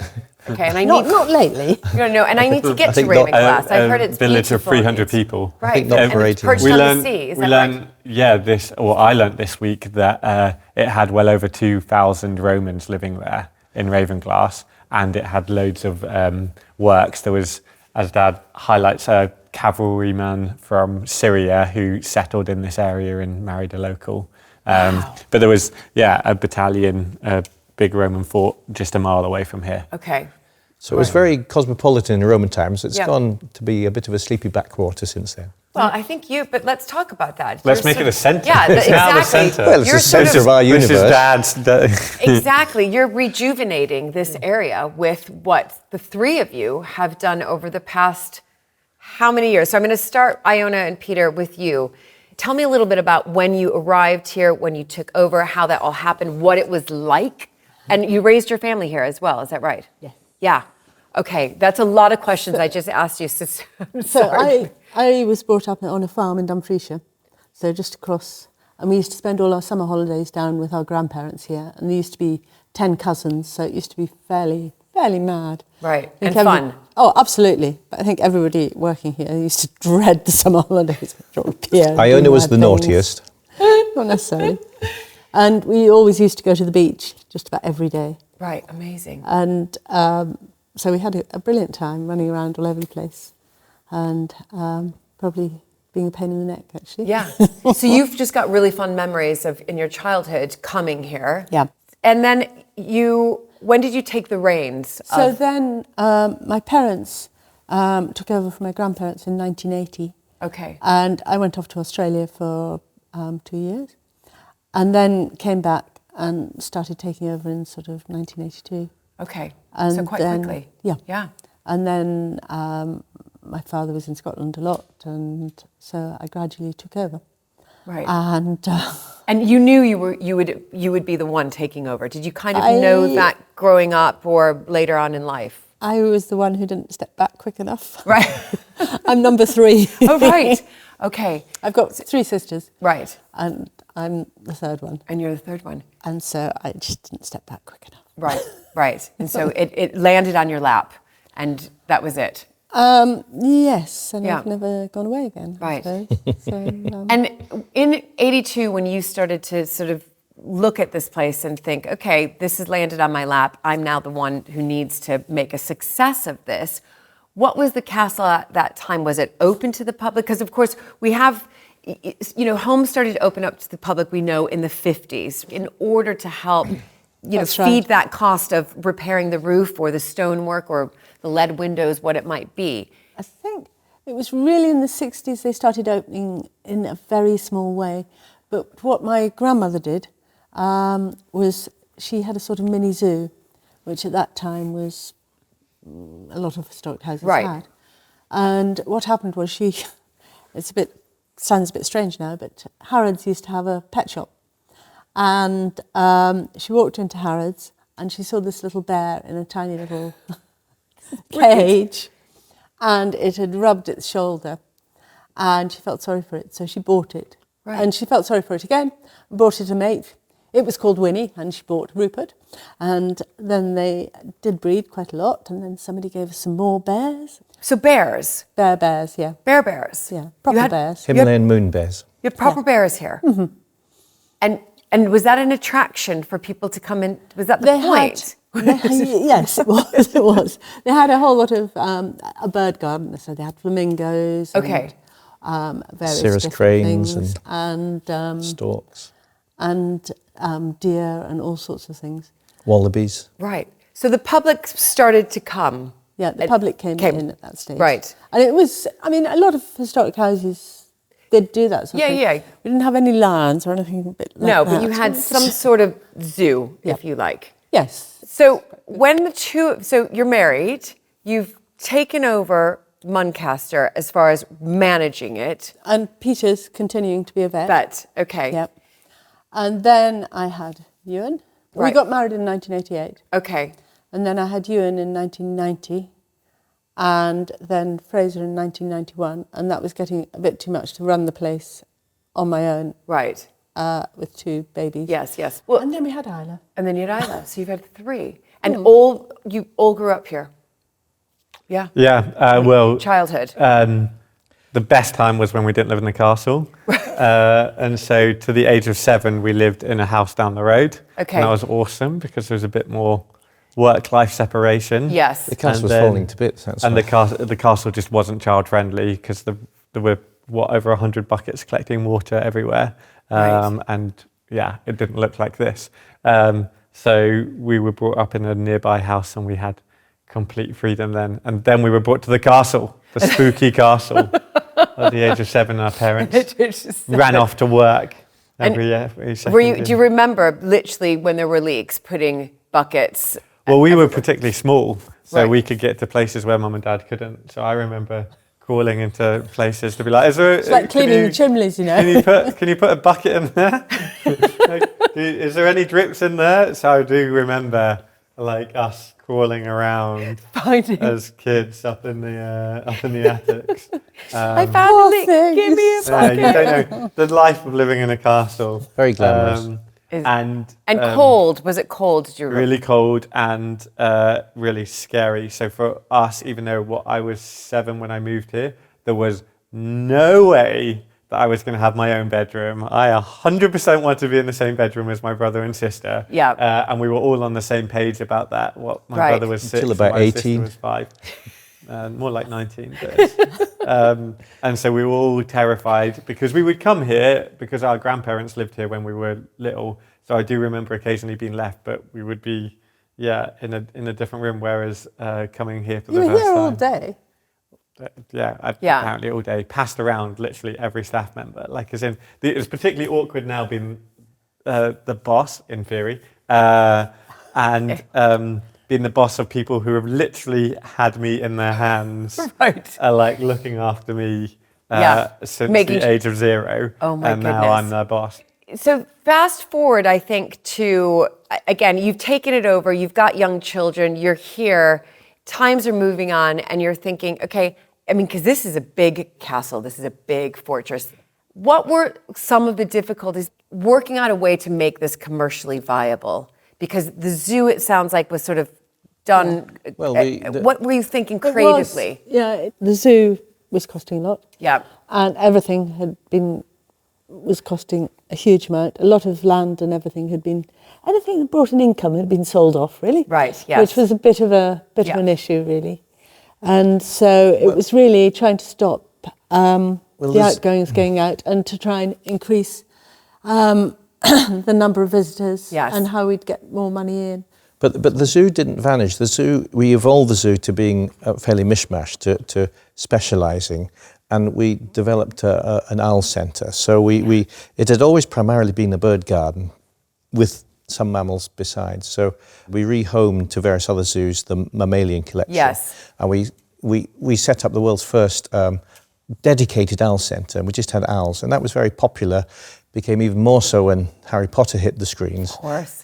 Because owls were often seen as birds of ill omen and creatures of the night. And we further developed that in 2015 to adding more birds of prey to being the Hawk and Owl Centre. And that has been, as you'll see later, the core of a lot of, and very much conservation based and not just having animals here to entertain people. We've always been conservation based, but we had a definite change of emphasis in the early 90s or late 80s to go conservation based, and we're continuing with that now. And we had to sort the castle out, and Ian did an absolutely brilliant job of we needed to re-roof the castle, right. and we managed to just roll up our sleeves, and with Iona leading from the front with her parents, being prepared to do anything, and then we managed to raise some funds and some grants, and had to sell some of the family silver to re-roof to nail our colour to the mast, say we are here and we are going to make a go of this, and people came on board and helped us out. And the roof is what we all talk about. You know, if you don't have a good roof in place, you don't have a castle. Yes. We got a structural report done, I suppose, in the 90s. In the mid-90s. Mid-90s, which said if you do nothing, it'll be unlivable in 2 years. And a ruin in 10. Right. That was really we knew we just couldn't go on. We knew we had to, it was death or glory. We had to stop fiddling around and nail our colours to mast, say we are going to make a go of this, we're going to raise money, we're going to do this and do it properly, rather than make, do and mend. And so in the late 90s we had what we called the Millennium Project, and we managed to re-roof the castle, add in more modern facilities and a basic heating system. And what's the material on the roof? I haven't yet seen it. It's lead and slate. Okay, it has to be, a grade 1 listed building, as lead. No, and it has to be done in traditional materials. Great expense there. And we wanted to make we were going sensitive, sustainable, and beneficial. So whatever we did had to be beneficial to modern day society. People needed to want to buy into it. It had to be sensitive to the surroundings, the landscape, and the buildings and the history, and it had to be sustainable. Ideally, we want to be able to look after ourselves, of course, and ploughing any income back into the place to help it grow stronger and be here for future generations of visitors to enjoy, not necessarily the family, because it's a fabulous, beautiful place, and we love sharing it with people. But we've got to make money somehow. So it's getting that balance right between opening our gates and providing something that people want to buy, if you like, and being part of the community, because these places have always been core to the community, and this was originally to protect the community from rampaging Scots. Exactly. And it was emphasised to us, the main thing you have to do is employ people. That's the main benefit, and we're very pleased that we've grown the number of people that work with us to probably the most has ever been here. Yeah, amazing. But you do, well, you'll know, you get a sort of thing where it owns you, you don't own it. Exactly right. So you're living where you work. Yeah. So you made that decision, right? We have got to make sure that this is preserved. We're going to do it. We're going nowhere. Yeah, exactly. We're Quite determined, really. Yeah, fantastic. So I'm going to shift a little bit to Ewan now. So Ewan kind of comes of age and goes off to Edinburgh, Cambridge, America. I mean, I do think all along I've thought it was really important that all the children went away and made their own lives. Yes. Right. And learnt about other things, because there's no point, being here the whole time and just having our views and everything. Right. Because then you can't move on. Right. Even if it's hard work moving on.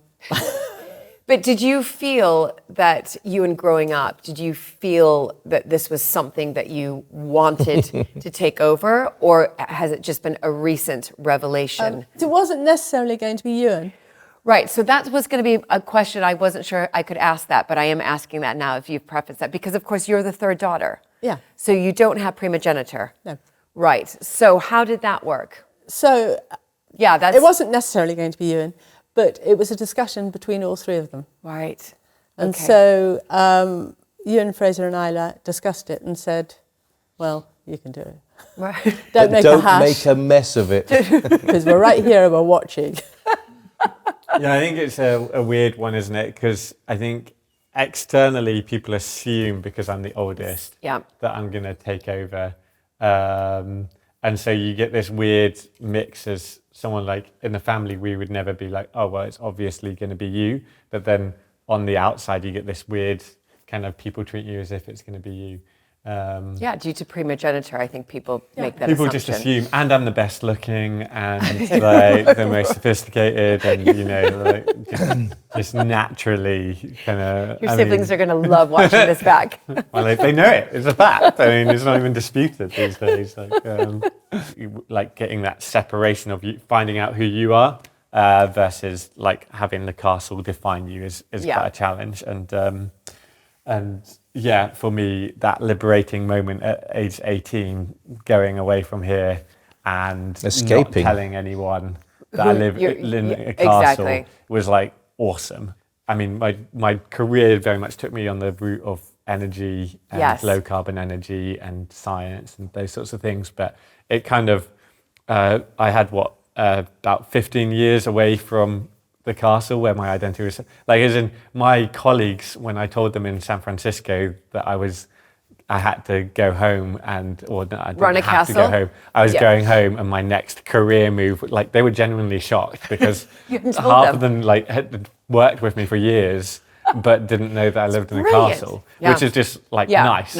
Which is really weird for me now, because I've now had 2 years where I've got to flip because my entire job is talking about the castle. So I now, like, I kind of hate myself sometimes because I now have to be like, hi, I'm Ewan Frost-Fenton from Muncaster Castle. Whereas the Ewan before would have died. You get pigeonholed as someone thinks you live in the castle. Yeah, and then there's all these sort of assumptions that are being sort of created within the mind of the person you're speaking to. But then it's really weird because it is like your job and your like as in, I'm honoured to live in the castle. Like, Mum and Dad had definitely not tied my hands and said, right, you're coming back to help. It was actually my little sister that phoned me up. It was like, Mum and Dad are struggling. You need to get back there now. Like, they are getting old, Ewan. They are getting really old. It's time. She's in trouble. Because she was like, So you come back here. And now you've got Castle attached to your last name. You're sort of Ewan Frost-Pennington at Muncaster Castle. That is your title. But you then decided to really, with your education, and presumably the education that you did all about sustainability, environment, you knew that there was something you wanted to apply from that education to here at the castle. Is that correct? And tell me a little bit about that. And so I think the real reason I came back ultimately, there's a whole host of reasons, family, etc. But one of the things was I'd kind of got to the point in my career where I was like, I'm like getting higher up in a company. I was a consultant. I've got really good clients. They're really big, well-known companies. But quite often things would take forever to get done, and because you're a small cog in a big thing. Whereas I'd phone up and say, look, Mum, ground source heat pump's the way to go because I've been doing that on one of my projects. It makes a lot of sense, but doing it at the castle, we should do it. And she's just like, sure, why not? And within 6 months, it's done.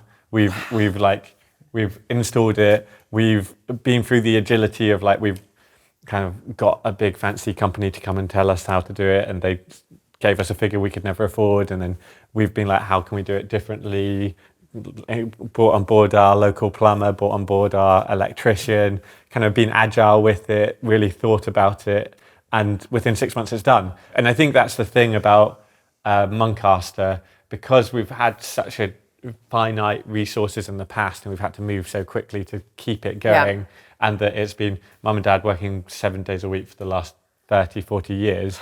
It's just kind of in the instinct that if you make a decision, you do it and you do it quick, and you have to move quickly, because otherwise, as you say, you might lose the roof, or like something big's going to happen, and you have to do everything full bore. You keep it as local as possible. And keep it as local as possible. Jobs. Yeah. And so you came in, you did ground source heating, but you've also, I mean, that is what you're looking at. You're looking at how can I make my castle, and I'm going to say this, but net zero really is. And it's a lovely term, and I know it sometimes gets used very loosely, but really that was one of your goals. Is that right? I mean, one of the things is it's even more than that, net positive, which is so not only are we having no impact on the natural environment, you're putting back into we're the grid. Contributing in a positive way to the area in terms of environmental nature, etc. Which I know you're on the same thinking. So, so that really excited me that you could get something done. Yes. And it's definitely been like that. When I came back, I was hoping to do 1 to 2 days a week at Muncaster. And then your dad's laughing, Peter. Well, it's very similar to Ewan's experience, because I'm a vet, and I was, in those days, I was working 1 in 2. So most of the time I was on duty, and every second night of every second weekend. I couldn't understand when I married Iona just how all-encompassing it was. And you're on a 1 in 1 here, and it's extraordinary. And as you've probably noticed, Ewan and I do most of the talking, but it's a very matriarchal society. Iona does most of the work. She just gets on with it. And that was like the same with her mother and her father. Her father would ponce around and do lots of talking. Her mother was the core of the place. And she was one of 4 daughters. It was her castle, and she did most of the work. And the blokes just talk about it. So Iona just gets on and does stuff. And we're a very good partnership, even though we bicker all the time. Because brilliant. That's what makes the partnership even stronger. She'll go and do the work, and I'll talk about it. Yeah. So I'm going to ask you this. You're running it kind of together, right? How's that relationship? Because Ewan is this new generation that's coming in, the next gen, as we like to call it through historic houses, the next gen coming in full of ideas, and also, again, thinking about the future, right? What can I do to preserve this for future generations? How can I get the visitor numbers up? How can I do events?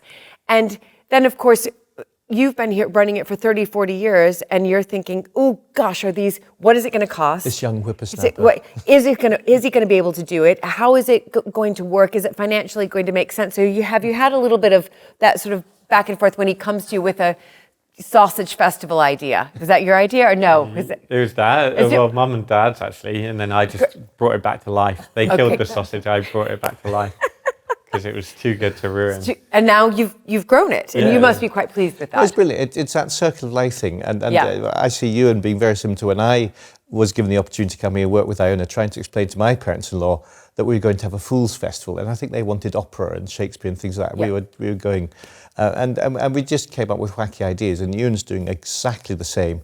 And reinventing things and coming up with totally new ideas, but also embellishing what we've done in the past. So taking something like Halloween and making it bigger and better. Right. But it's a very productive process. It's very difficult at times because it's family. Yes, but family pull together, and we fight like cat and dogs and argue things stuff. But it's great having, shall we say, a benign dictator who has our hearts are all set on the place. No, we're not very rude. She's 100% a dictator. But I don't know how benign she is sometimes. But we don't have to go through committee after committee. That's exactly right. As Ewan said, it's brilliant because if we come up with a harebrained idea, we might get through, but sometimes we might go, oh, yes. Yeah. I think my first meeting where Iona, as I call her in business, but Mum, and I had a meeting where we disagreed strongly on something. It was like... Were plates being thrown. I was like, this lady's never going to talk to me ever again. Like, she hates my guts. And tell you what, I hate her guts. Like, she's so wrong. But the reality was, it's just so much more raw. Like, as in, of course, in my previous job, we would have disagreements, but it would be far more civil. It'd be like, no, I think that we should do it this way, and the other person would. Whereas, like, the great thing about Mum is, like, she does dust off that meeting. He was so wrong, the idiot. Right. And then she'd be like, do you want scrambled eggs? Like, do you want hot chocolate, Ewan? I find that hard because I go from being like the general manager of Muncaster Castle to being like a 14-year-old. Oh yeah, Mum, please. No, I'm not going to do the dishes. Dad, like I did them last week, and it's just like the hardest, like mind jolt to get yourself into. It's so true. Like, it's difficult when you go, you'll cut to that level where you're going, no, you can't do that. It's not going to work. And then you got to stop and go. It's wonderful to see this dynamic. So I want to end with just one last question. And I don't know how contentious this question will be. But who's in charge?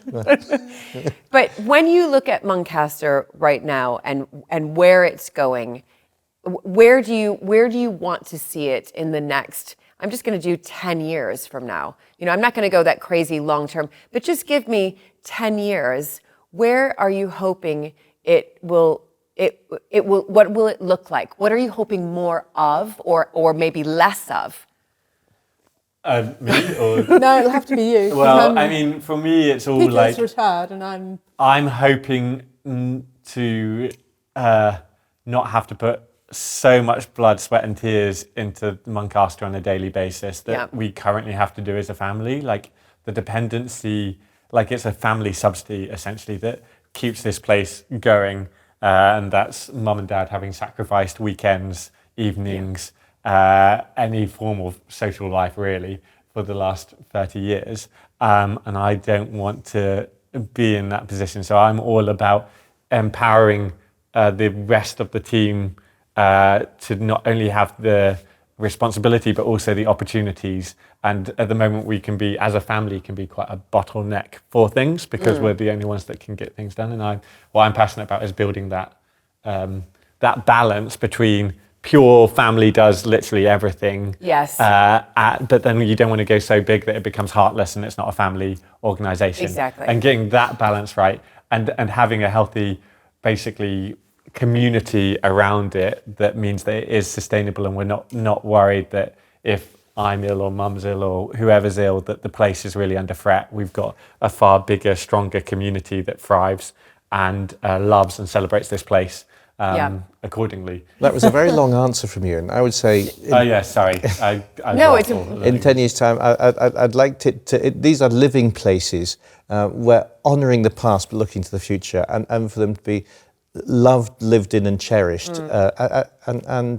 That's what we want to see, hale and hearty and being used and being enjoyed by many people, not just, where Iwan has a very good term of saying, we don't own Muncaster, Muncaster owns us. And Ewan's quite right, we're going to shuffle off before so long, but the tradition goes on, and I think we'll now be part of the tradition. But these places are always built for the new technology and new ideas, new culture, new arts, new ways of looking at life, and often they've become kind of fossilised.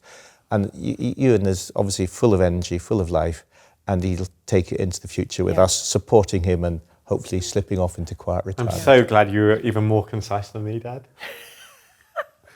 Dad and I are renowned for being really good and concise and not verbose at all. No, absolutely. Brilliant. Well, I'm very verbose. No, fantastic. Thank you. This has been a real highlight of mine, just sitting, not just as a historic house owner myself, but just the camaraderie and the energy between the three of you. And there's a few other adjectives I could use as well, but I'll hold off. That'd be a good idea.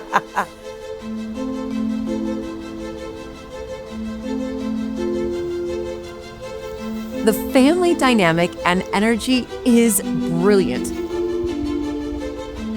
And with Ewan keen to build on his parents' legacy at Muncaster, we ventured to the upper floors of the castle, where visitors might one day be able to experience life behind the scenes.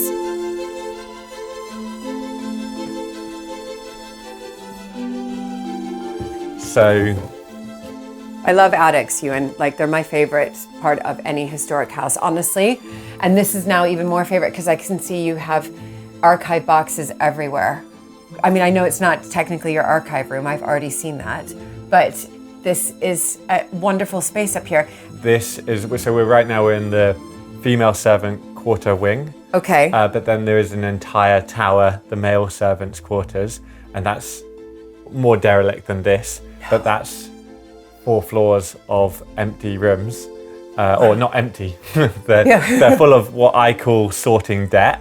Right. Debt that, like, if our family was to have a full-time job sorting through the stuff, it would probably take 2 or 3 of us a year to decide what we chuck or keep. But I'm wanting to start chipping away at it, especially while the generation above is still like engaged. Like mum and dad, I think would really help accelerate that, and even my aunties. But yeah, so there's lots of work to be done on them. And the thing is, it's not even the attic, because the attic's the floor above, right? Where we're starting to, we're just insulating it and starting to use that for storage too. So we've got because you have. Let's put this. You've got like what 900 years of storage, right? Yeah. And it's also chaotic because the family used to have lots of estates, and this is the last one. It's also combination of quick sell that, and we'll sell loads of that stuff, and we need to. But actually, we're really sentimental about this or that, and we really want to keep that. And then suddenly that comes here, and so it's the collection. It's a bizarre collection, like. As you can see, Water Estate.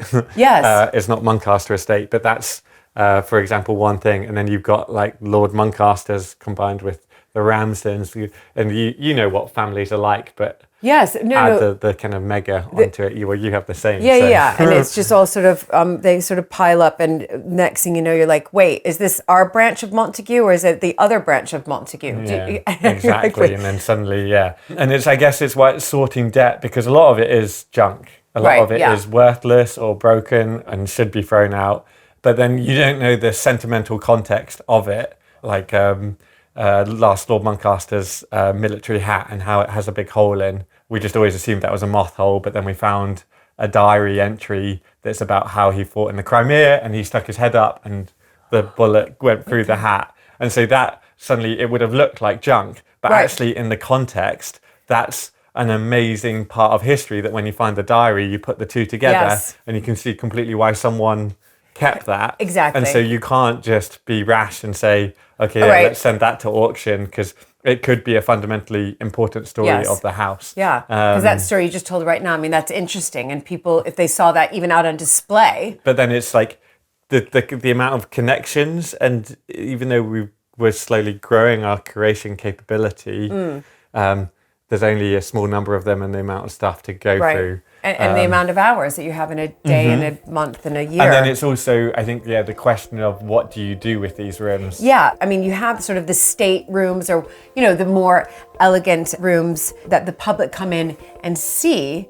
But of course, I am the public. And these, to be honest, these rooms, I'd be interested in seeing as well, even if they looked like this. I'm just thinking, is that something you're thinking about doing, like for an extra $5, everybody, you get to go see the female servants wing, and then you get to go to the tower and see the male wing? Yeah, and I think that appeals. So in the immediate time, with like taking it bite size, Dad did actually used to do behind the scenes tours where he dressed as a Victorian butler and showed them what life was like behind the stairs, but that was just touching the tip of the iceberg. Right. So the initial plan for me with this corridor is Halloween is our biggest festival. Yes. And we've been wondering what to do for the scary night tour, or Scarecaster as we call it.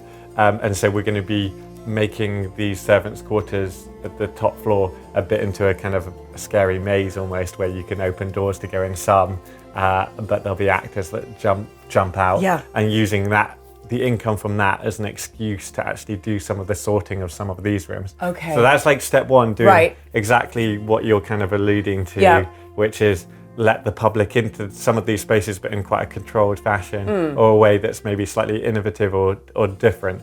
Then step two is, once we've got the rooms maybe a bit clearer of stuff, then we need to actually address the fact that there's issues here, cracking and like we've been doing kind of firefighting, but it needs to be potentially reinstated with a carpet or painted or Yes, the like. yes. And then, I mean, I would love to try some different things, because the issue is it's not en suite.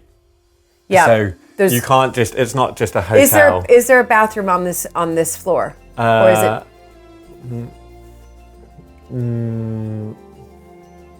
Yeah, down a couple of corridors. So not immediate.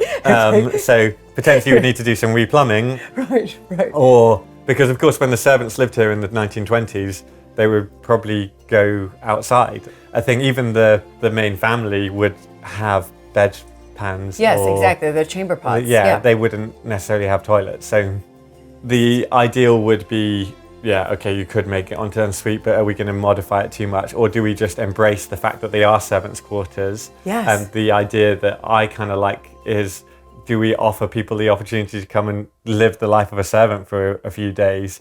And maybe that's where they pay to come and do that. And then for another group of people, they come and live as the lords and ladies of Muncaster, which just could be quite a fun, I don't know. I like, bizarrely for me, even though I'm brought up in the castle, I would quite like to, and I actually think there's a value in me paying to come and live like a servant for a few days in the castle and see the kind of culture that it develops. But also, would you have them? Because I'm almost at that point of sign me up.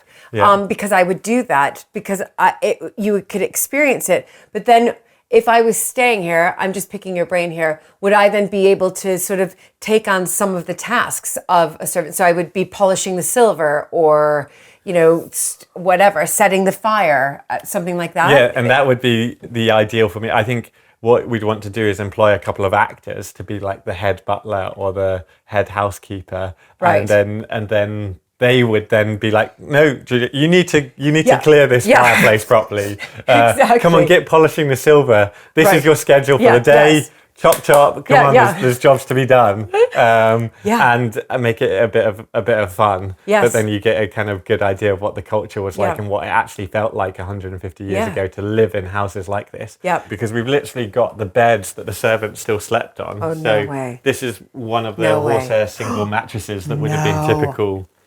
And to be honest, we had an entire room of these horsehair mattresses.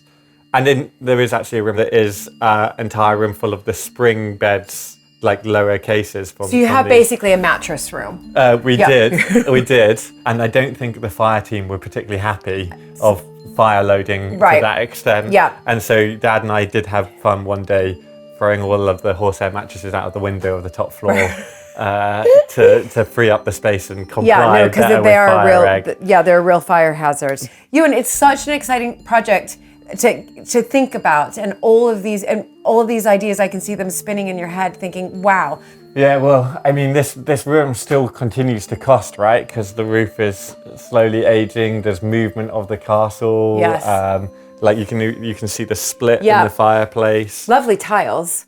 Lovely tiles, but it's you've got clearly aging at a rate, and it needs money spent on it. Yeah. But the only way you can do that is if you get it used and it has a purpose in society and the community, and if you've got people regularly in here, they notice things like that. Of course. And then we can address them. Whereas quite often it can be that some of these rooms, no one will go in for months, and then suddenly you come in and then, I don't know, there's been a fly invasion, or we have those too. Or there's a crack, or there's bats, or it's got wet and it's suddenly damp because the roof started leaking. Yeah, because you can't. Whereas if you're using it every day, it feels alive. It's got love going into it. There's new stories being made. There's new narratives, and it's an exciting, dynamic thing. Yeah. I mean, this fireplace, I've never actually noticed just how good it is. But and every room like this has a fireplace. Yeah.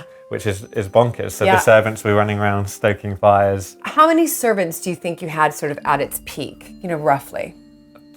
I mean, I would be guessing, but I think it was 40-ish or something like that. So it was a substantial effort, and lots of bedrooms. And the infrastructure of that still exists. So we've still got, Dad and I, when we were installing the insulation in the ceiling upstairs in the actual attic, we were still finding the ropes that connect all the bells, and those bells are still in place for ringing to tell the servants which room to go to or what needs done or whichever, and you can really see those. And it's kind of the novel thing that all that infrastructure, it has literally been frozen in time from 100 years ago, just with some stuff put in these rooms. Right. And then the roof resealed so that it's not got leaks. And so that's the amazing thing, that infrastructure is all still there. So how can we use it? How can we like celebrate that in the right way and celebrate that heritage, but make it applicable and accessible to my generation, absolutely, or future generations, or me. I mean, sign me up. Seriously, I can be like the test dummy. I can do a test run.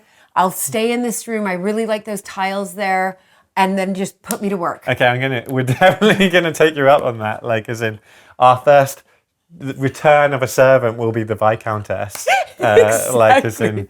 I'll do lots of We're social reinstating media. it, but Viscountess has turned to the Cinderella, and it'll be perfect. Yeah, perfect. I'll join you. Okay, great. As the family member of the house, and I'll be the servant as well, and then we can. Should we shake on that? That is a deal. Okay, deal. We're doing it. I can't and we'll wait. film it too. Yeah, no, it's going to be good. Brilliant. Since 1968, when the castle first opened to the public, there have been bird gardens, but over the years, they have expanded, and today, the Hawk and Owl Center is focused on conservation and education. Sitting here, you've got a Grade 1 listed building, a medieval castle, England's highest mountain beyond, in this incredible flying arena. This is unbelievable. Here we go. How many birds in total do you have? We've got about 30 birds. We have examples of all the different types of bird of prey, and all our birds get out and fly every day. So if they don't want to come back, they don't have to. Right. But they love us, so they... It's just brilliant. We opened permanently on 1968, so it had been open a bit before that, but from 1968 we opened every day in the season. They had a mini zoo, but it was mainly a bird garden. And then in 2015 we expanded into more birds of prey and got the eagles and the vultures and things. Right, okay. And the great thing also is all our bird staff are so skilled, you know, and the young people living and working here and so passionate about what they do. Look at this. How adorable. Oh my gosh. Yes, this is where you got to do your decking.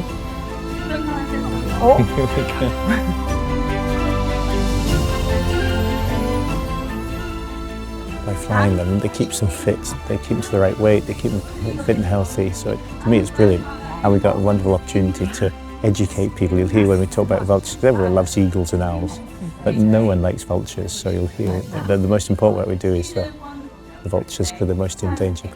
You're currently looking at a critically endangered species.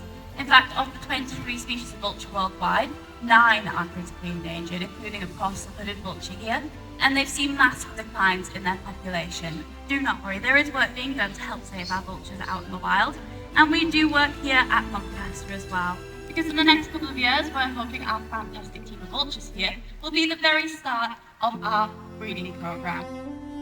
But that was our fantastic team of vultures. They did a wonderful job for us today. It's amazing.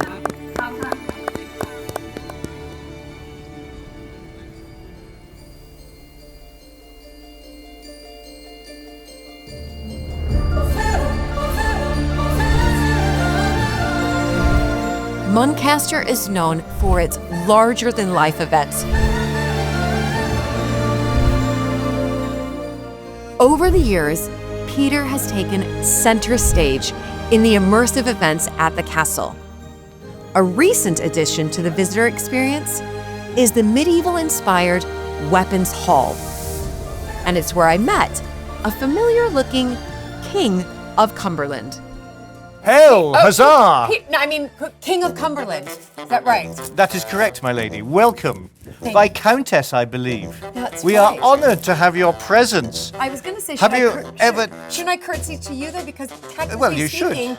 Absolutely. You're the king, you're and I'm you're just with a the low king. Viscountess. Well, you're still quite high. Have you ever ventured so far north in your travels? Never, ever in my life. But what an honour to be here.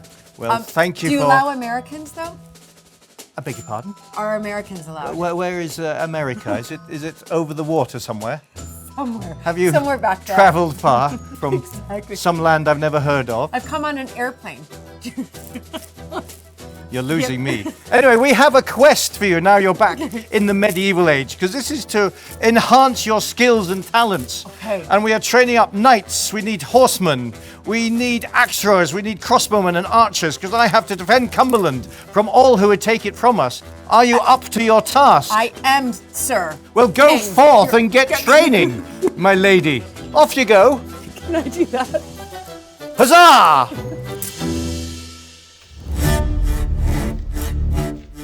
Then things seemed to get even more bizarre. Okay. Find one here for it. Okay. Mr. Plum. Matches my trousers nearly. There we go. Okay. Hold on with my left hand. Hold left hand. Hold the lance in your right hand. Like this? Yeah, and then if you couch it, so if you squeeze it in between, yeah. Okay. Is that right? Yeah. Okay. Yeah. Oh my God, it's fast. Woo! How was that? You got 2 out of 3. Okay. The last one, rather than do this stabbing lunge, Yeah. it's best once you've cleared the spinning knight, just Yeah. hold your lance level Yeah. to aim for it rather than going for a thrust. Here we go. All right. Here we go. Hold on, everybody. There you go. One. Allez!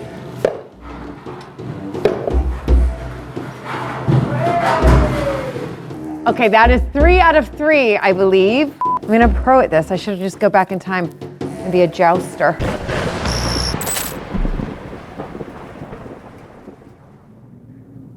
I interrupt this program for a very special announcement.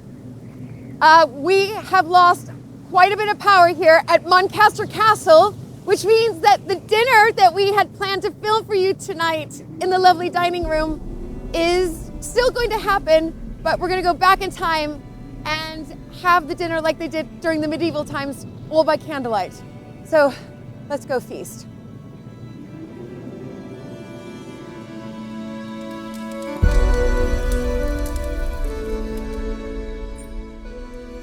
Wow! Wow. Ooh! It's sensational. Oh my gosh, look at that fire. Yeah, it's, stunning. Please take a seat, everyone. And you unfortunately have got the coldest seat in the room. That's all right. It's fine that I've got 6 layers on, so it's all good. That's what I was going to tell you about. I think we're all served, so will I ask the Viscountess to say grace? Dad's teasing. Phew! Dad loves to do I haven't- test people. My goodness. He doesn't. We don't actually say grace. Okay. Oh my goodness. My face went red, but luckily there's no lights on in here apart from the candlelight. But I would like to give a toast, if that's okay. I just want to say, first and foremost, thank you to Iona, Peter, and Ewan for taking time out of your day, because I know that your days are packed, weekends are tight, holidays probably don't exist. I learned all of that today, and I also understand that myself, running a historic house, it's not like those Downton Abbey days, thank goodness. It's a lot of work, and just spending time with the 3 of you today was just incredibly inspirational, hearing about how you have transformed Muncaster Castle to what we see today, but the exciting plans and trajectory ahead that Ewan has put forward that sometimes might ruffle some feathers, but I think we're all on board. And it's just been a wonderful opportunity for me to see as much as I could see what's going on, and this fantastic house that really is a home, but also not just a home for a family, but for community and the public, and people to come in and share with just your incredible generosity of your time, but also your stories and the future that you're creating. So thank you. Thank you. Cheers. Cheers. Cheers. Yeah. My grace would have been a lot shorter. well, can I respond with another quick toast? And this applies to any home. May the roof of your house or your castle never fall in, and may the people inside never fall out. Oh, cheers. Cheers. Stealing that. We don't need light, do we? It's great. That's actually pretty cool. Yeah. It's quite nice. Are you thinking then possibly you should do this more often? Just sort of pretend that the power's gone out and we have to do it by candlelight. This isn't pretending, it's just saving money.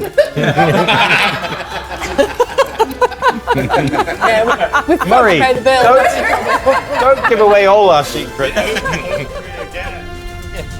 What an exhilarating and wonderful visit to Muncaster Castle. To dine by candlelight was the perfect ending to my stay, and the weather added to the mystery and atmosphere. Although Peter believes strange happenings in the castle are the work of the spirit of Tom Fool. He's rarely seen, but we are the home of tomfoolery. Yeah. And Thomas Skelton, who was known as Tom the Fool, Yeah. lived here many centuries ago.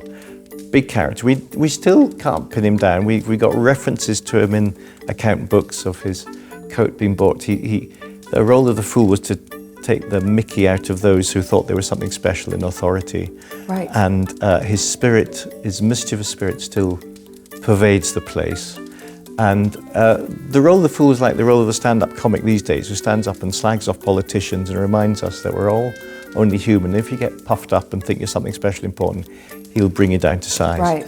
And today, as you've experienced, we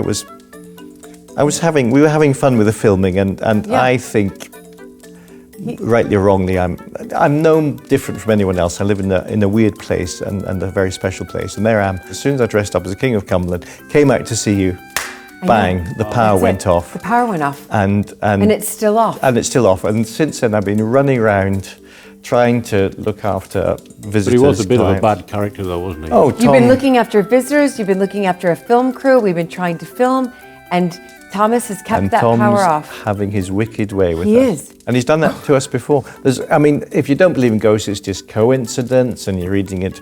But so many times I believe now. Yeah. And so don't mess with Tom. And if Tom thinks you're doing wrong to the place, there'll be various So do you stories think that that's what it is? Do you think that the film crew came in and he thought we're messing with the place? No, I don't think he thought you were messing And with the place. we're gonna He was getting at shut it me all because down? I was sort of trying, I'm important, I should be the King of Cumberland. Whether you believe in ghosts or not, if you just look at Well, I these, obviously now do. well, if you look at these buildings, the spirit of the people who built, it's not about us, the posh people who live here. It's about the people who created these things, and they've poured their soul into the furniture, the carving, the artworks, and they're still with us in so many ways.